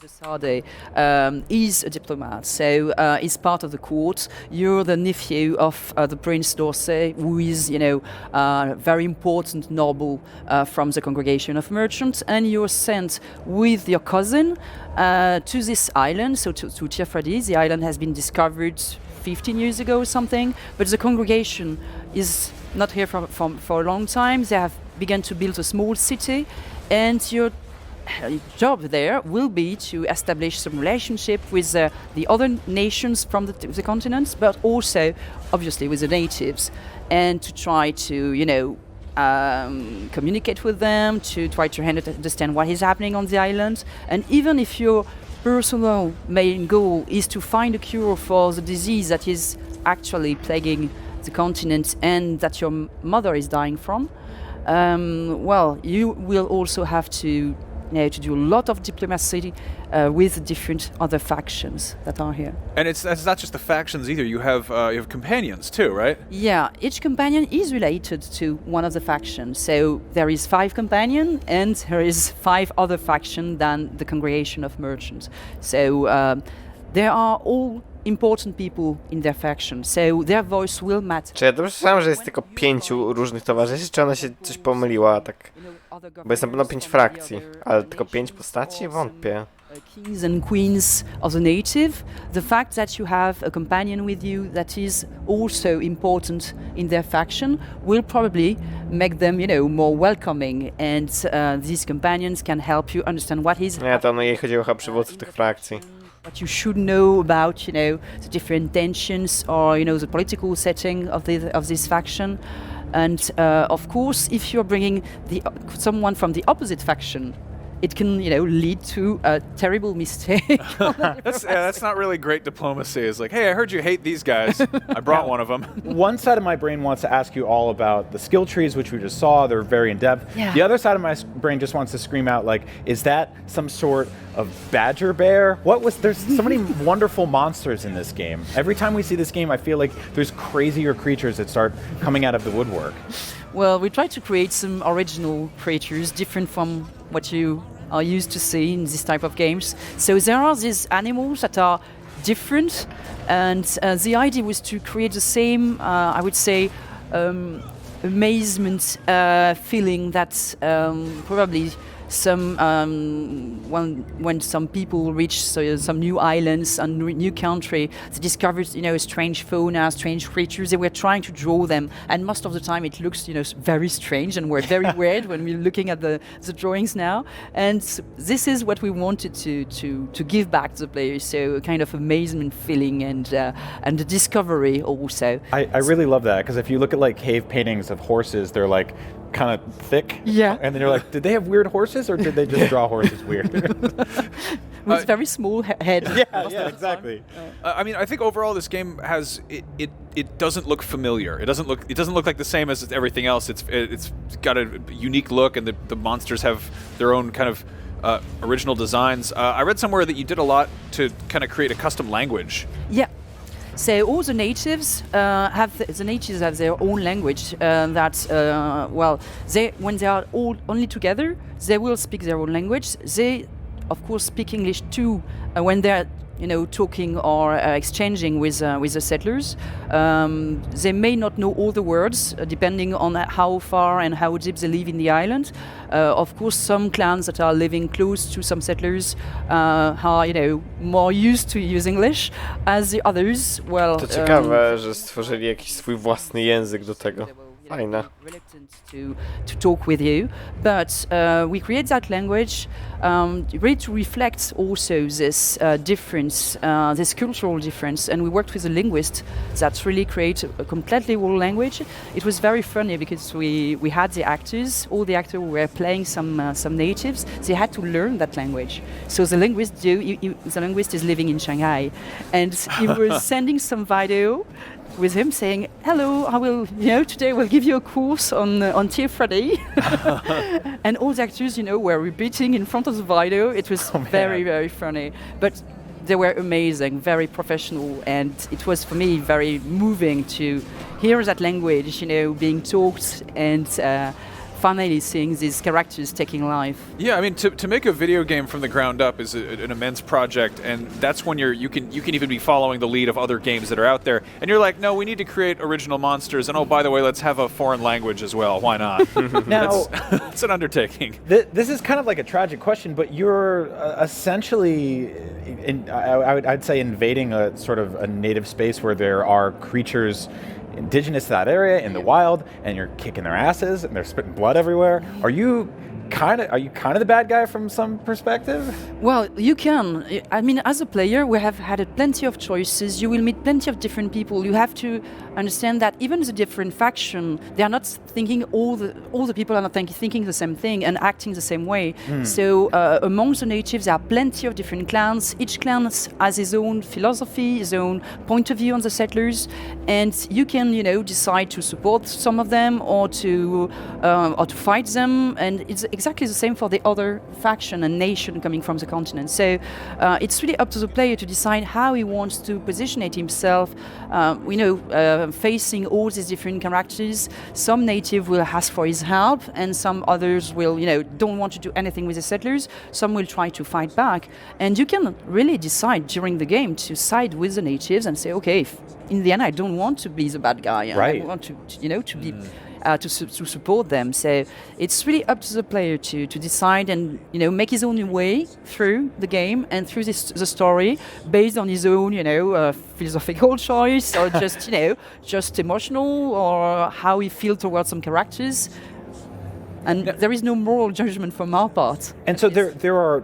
The emphasis now is there are tons of characters. There's relationships, there's dating, there's friendships. Those things can go sour. What does that look like on the back end? That seems like tremendously complicated. And keep in mind, I have no idea how any of this is made. And honestly, it is huge. And for us, it was 3 years of development nearly. And we are a small team. We are 30 in the team. We went up to 50 on some moments during the development, but we are a very small team, so we had to work a lot, to be honest. But it's really made out of passion. We completely are fan of this type of games.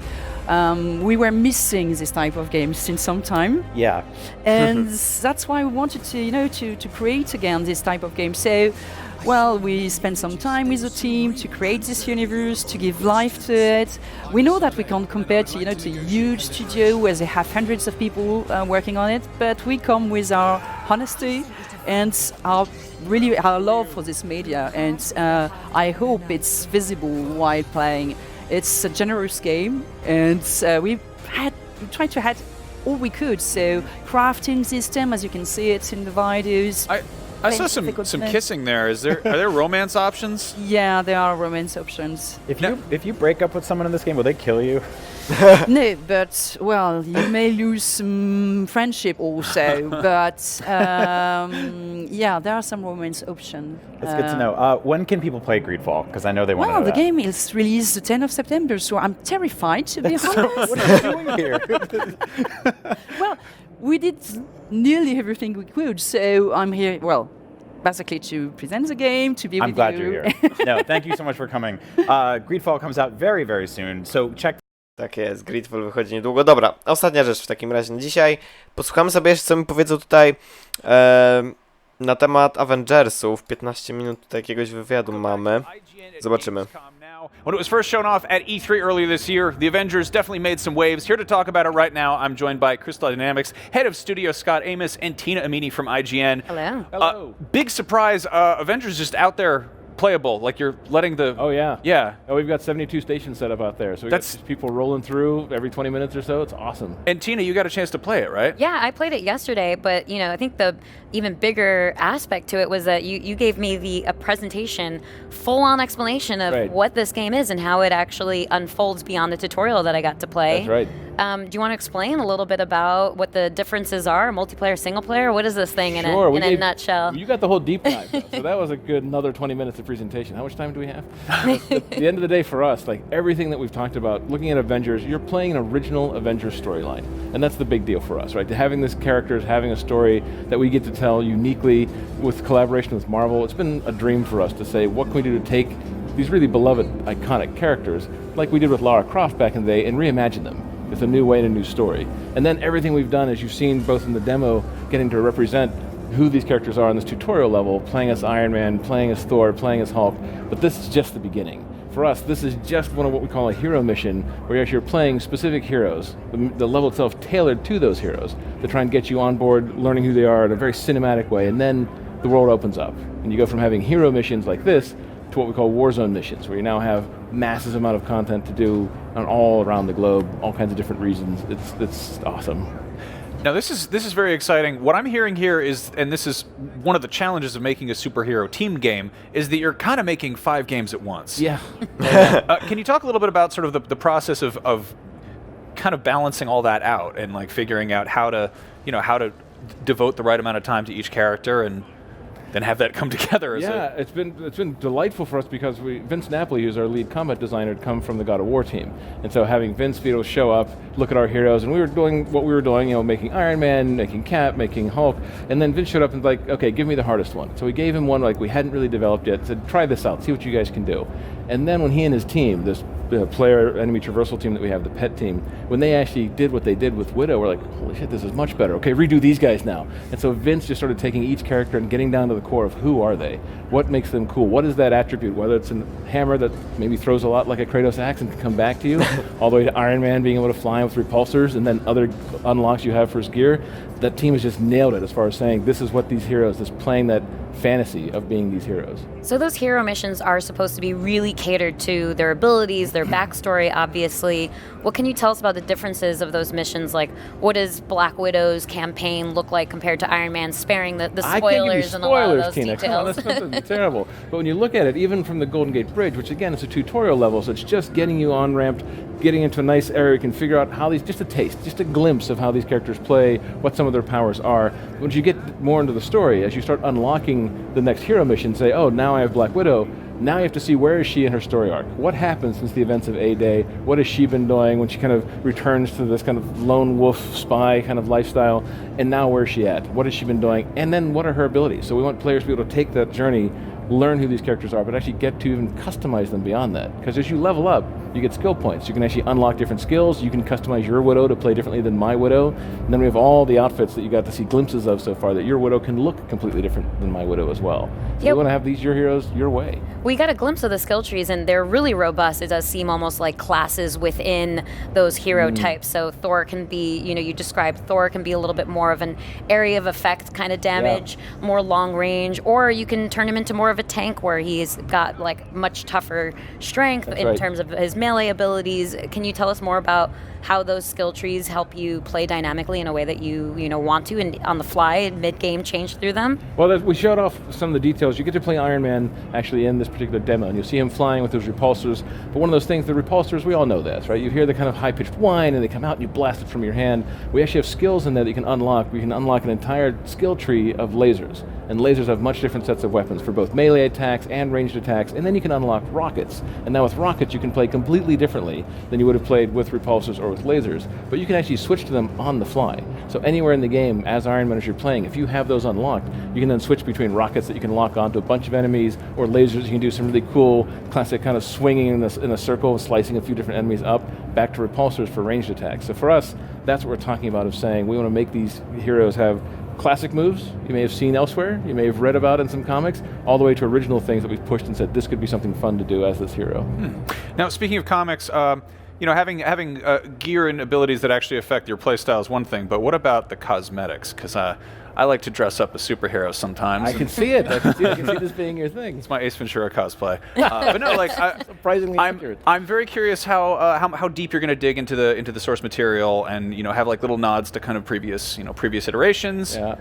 Can you talk about that Absolutely. at all? So looking at these guys on the Golden Gate Bridge, this is more of the kind of classic or iconic look, starting with something familiar, but still fresh, our own kind of lens on those. But all the stuff we've even glimpsed at, some of the things you may be seeing at the booth or at the demo you played yesterday, we have 80 years of Marvel history to dig through. And you can, if you just go back and look at how many different outfits, how many different looks, how many different styles and sets, all of that across all the different mediums, saying this would be amazing. But one of the benefits of collaborating with Marvel is they also push us for saying, what's new? What's the original thing we could do? How do we take some of these cool outfits that have been maybe referenced from the past and now push it in a certain way to say, this fits the style of these Avengers for this world? So we've got tons of source material, plus fan favorites, plus all kinds of original stuff. Like, we're not going to be short on ideas anytime soon. And there's more customization than just the cosmetic stuff too. There's actual gear sets that have more of a gameplay functional aspect to them. Can you talk more about that? Because you gave us a bit of a dive into it, and you mentioned there are gear lines, there are perks, you can upgrade them, so there's a lot of like heavy reward system within the mission system. Absolutely. So while in the hero mission, specifically this first one is a tutorial level, so it's not something where you're going to see much gear. It's really the heroes are who they are at this moment for this particular mission. But when you play through other hero missions and into the Warzone missions, that's where it really becomes that fun kind of loot chase, where we have all kinds of gear, different levels of rarity, from common to uncommon, rare. Tego to nie lubię tak za bardzo. Takiego, wiecie, zbieractwa i tych statystyk i tak dalej. How your actual hero plays. So the rarer the gear, the better the perks. Really, really rare gear can have multiple perks. So suddenly your Iron Man might even be the same level as mine. You might even unlock the same skills as I did, but you could have a completely different set of gear than I have. And that could actually change how you can play, how your defenses work, where you can go that I may not be able to, like all kinds of crazy stuff that can let you really go deeper into who these heroes are. And again, change your playstyle. Now, speaking of changing playstyles, sort of the villain of this that we see is Taskmaster, who's he's wonderful at he does the photographic reflexes. That's right. He also made some appearances in the Insomniac Spider-Man game. Is this the same Taskmaster? This is our world. This is okay. So this is the Avengers world. So for us, we look at this and say, again, we have an amazing set of heroes, we have an amazing world, but this is Okay, czyli to nie jest połączone z niczym wcześniejszym. Ich oryginalne. So many, because you guys revealed a lot about the story too. Yeah. We know who the primary villain is in AIM, and we know where all of our superheroes are. They're a little bit in this like devastation kind of a moment because kind of superheroes are outlawed. Yeah. And so I felt like there were a lot of themes that struck on a lot of the movies as well. I mean, Hulk not being able to turn back into Bruce Banner was definitely a theme in Thor Ragnarok. There's a lot of depression going on in Endgame. Were these things that you guys wanted to? Victories come up For sure, of course. You need to have the ebb and flow, of course. Right. Were these themes that you guys wanted to hit on just because of the emotional flexibility that those movies also spanned? Oh, I like that question. Yeah, for us, again, because of the 80 years of history and looking at these heroes, they've gone through so much, and so many comics go back and look at them going to other worlds and completely different storylines, and even some crazy storylines that we haven't touched. But we look at all of that, and it's just we're fans of everything Marvel. Like, you walk around our studio, you'll find toys, you'll find people with decorations around it, you'll see people dress up for Halloween in these heroes. So for us, it's really saying, let's dig through that source material. These folks at Marvel, they know their fans and their heroes better than anyone. So being able to have that authenticity and saying, that one panel, this one moment when Hulk did this thing, how do we do that in our world and take a lens that we have for the way our game plays, for the style our game is? What do we do to make that ours? But still, like you noticed, that seems like something we've seen somewhere else. It's relevant over here, but it's still important for us to have that originality that fits into, yep, that's absolutely something that's great from the history and from whatever medium it's in inside of the Marvel Universe, to be able to say, but that's the way we can pull it into our world, our way. Are you planning on kind of visually representing that progression of what they're going through too? I mean, is someone going to dye their hair? Is someone going to be unshaven? Are we going to get a bro Thor too? So the magic of having so many different, custom cosmetics and outfits is that we can actually have them be part of the story. So some you actually earn just by playing the game. So you actually will see them in different states. You got to see an image of actually what Tony looks like without his haircut and everything else. Like a little more haggard. How do we go from that haggard state to a little more final state to more of the iconic state? So absolutely, we're going to be able to show those character arcs visually, and then let you customize them however way you want down the road. Yeah, absolutely. And going back to the demo and the gameplay of it all, because obviously this is a tutorial, so there isn't a lot of what is showing how expansive the future missions could be. Is there anything that you can speak to in terms of how the objectives might differ between hero missions versus the multiplayer Warzone missions? Sure. So the hero missions, very much like the Golden Gate Bridge, have basically the main campaign, what's traditionally the campaign, of thinking this is the main narrative, this is that spine when it goes through. The Warzone missions have narrative as well. They all actually advance the narrative, so they have some bits of story, some of them are very specific. Mam nadzieję, że nie będzie trzeba grać tych multiplayerowych, żeby progresować historię, bo to będzie trochę słabe. Or just a story arc about Widow uncovering something from her past, or going back and getting a little more depth into her. Or as Hulk, saying, now that I've done the main campaign, there might be another set of missions just for Hulk that you can go off and get deeper into his storyline of what he's been doing for these 5 years between A-Day and where the game starts. So for us, it actually opens up those worlds, but then, even beyond that, what the hell is AIM doing in this world? Where are they at? How many things do they have out there that we don't know about and you have to go discover? So you can just see these regions, as we call them. Like we showed you, I think, an image of our war table map where we had the American Southwest. Those regions will keep popping up and opening all over the globe. And the idea that the missions will keep populating. The more you play, the more missions will show up and the more things to do, so you'll always have something to do. And then past that, we've talked about it yesterday, that once this game is out and we have it launched, May 2020, past that, now we start adding more regions and more heroes at no additional charge. So you'll always have more stuff, more stories, more... Znaczy to jest fajne, jeżeli będą dodawać story nowe za darmo, to spoko.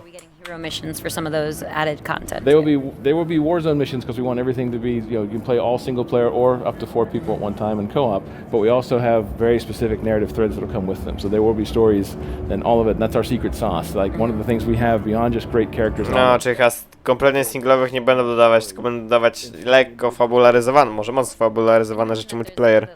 Scaling as well, so you don't have to worry about getting too OP for certain missions or being outranked by a friend and whatnot. Right, even the dynamic scaling to saying how many of us are playing at what power levels and figuring that out, but also letting you choose, even per mission, the difficulty you want. If I want a more casual playthrough today, or if I want to go kind of down and dirty and more hardcore, we want to let players have the kind of fun and experience they want every time they play.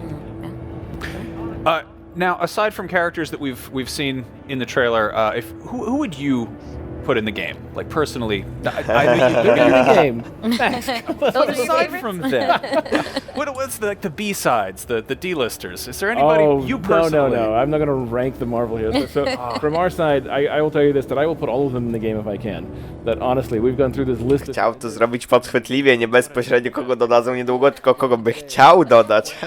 Committed yourself to all of them. Think of the amount of fun that would be to have all of them at this quality in this kind of game, to be able to explore those stories together. Absolutely, I would do that. Oh man. What about Hawkeye? Like, where's Hawkeye? Like, where is Hawkeye? You go in the YouTube comments and everyone's just like roasting Hawkeye in there. It's rough. They love and hate him. Love to hate him. I'm not sure which one it is. Well, he's around there somewhere. I know. Okay, so I want to ask you this. There's one thing I know a lot of people are concerned about. There's the fear that this is games as a service, and obviously it's pulling from Avengers, which is rooted primarily in stories. Like reading a comic is a narrative single-player experience, so to speak. For sure. Can you say anything to sort of alleviate those concerns that people have had? I can say that we have a world that's designed of stories of heroes that are beloved, that already exist. You don't have to figure out, what is this world? You know this world. You know these heroes. You want to figure out what they're doing next and what big threats are coming. The whole point of us saying, no additional cost for... No, ja na przykład nie znam, także mówcie za siebie. Absolutely be part of this world. We have the widest funnel possible, saying everybody will get all the heroes. Everybody will have all the regions to play. For us, dobrze za darmo. Spoko. And yeah, you have a ton of costumes and outfits you can earn, and there is a marketplace where you can go buy specific costumes that are only available that way. But for us, that lets you choose how much you want to invest into it or not. But we see it as... To dobrze, tylko kustomizacja teoretycznie wyglądu będzie za mikropłatności. And you guys have plenty more left to say on the game. I know I had about 1,000 questions for you yesterday. Sorry, I couldn't answer them. It's fine. What's next on the agenda for you guys? Next reveals, next conversations? So our PR guys can give you the specific details, I'm sure. But let's put it this way. There's almost a show every month for the rest of the year and into next year. And we have so many things that we want to talk about. But there are things, certainly early next year, we're going to talk about co-op. There's a ton of stuff we want to talk about matchmaking and how you get together and play with your friends and what does it mean. That'll be a big deal. We want to go deeper into AIM. We've only scratched the surface on who the bad guys are right now. We want to get into what's the motivation, what's behind, what's really happening around the globe. So we have a couple big things ahead of us that I can't wait to show you guys. Awesome. Dying to hear more? Awesome. Także na tym zakończymy. No i cóż, myślę, że tego nie będę przedłużać. Dzięki wszystkim za oglądanie. No, Dying Light naprawdę bardzo fajnie się prezentuje.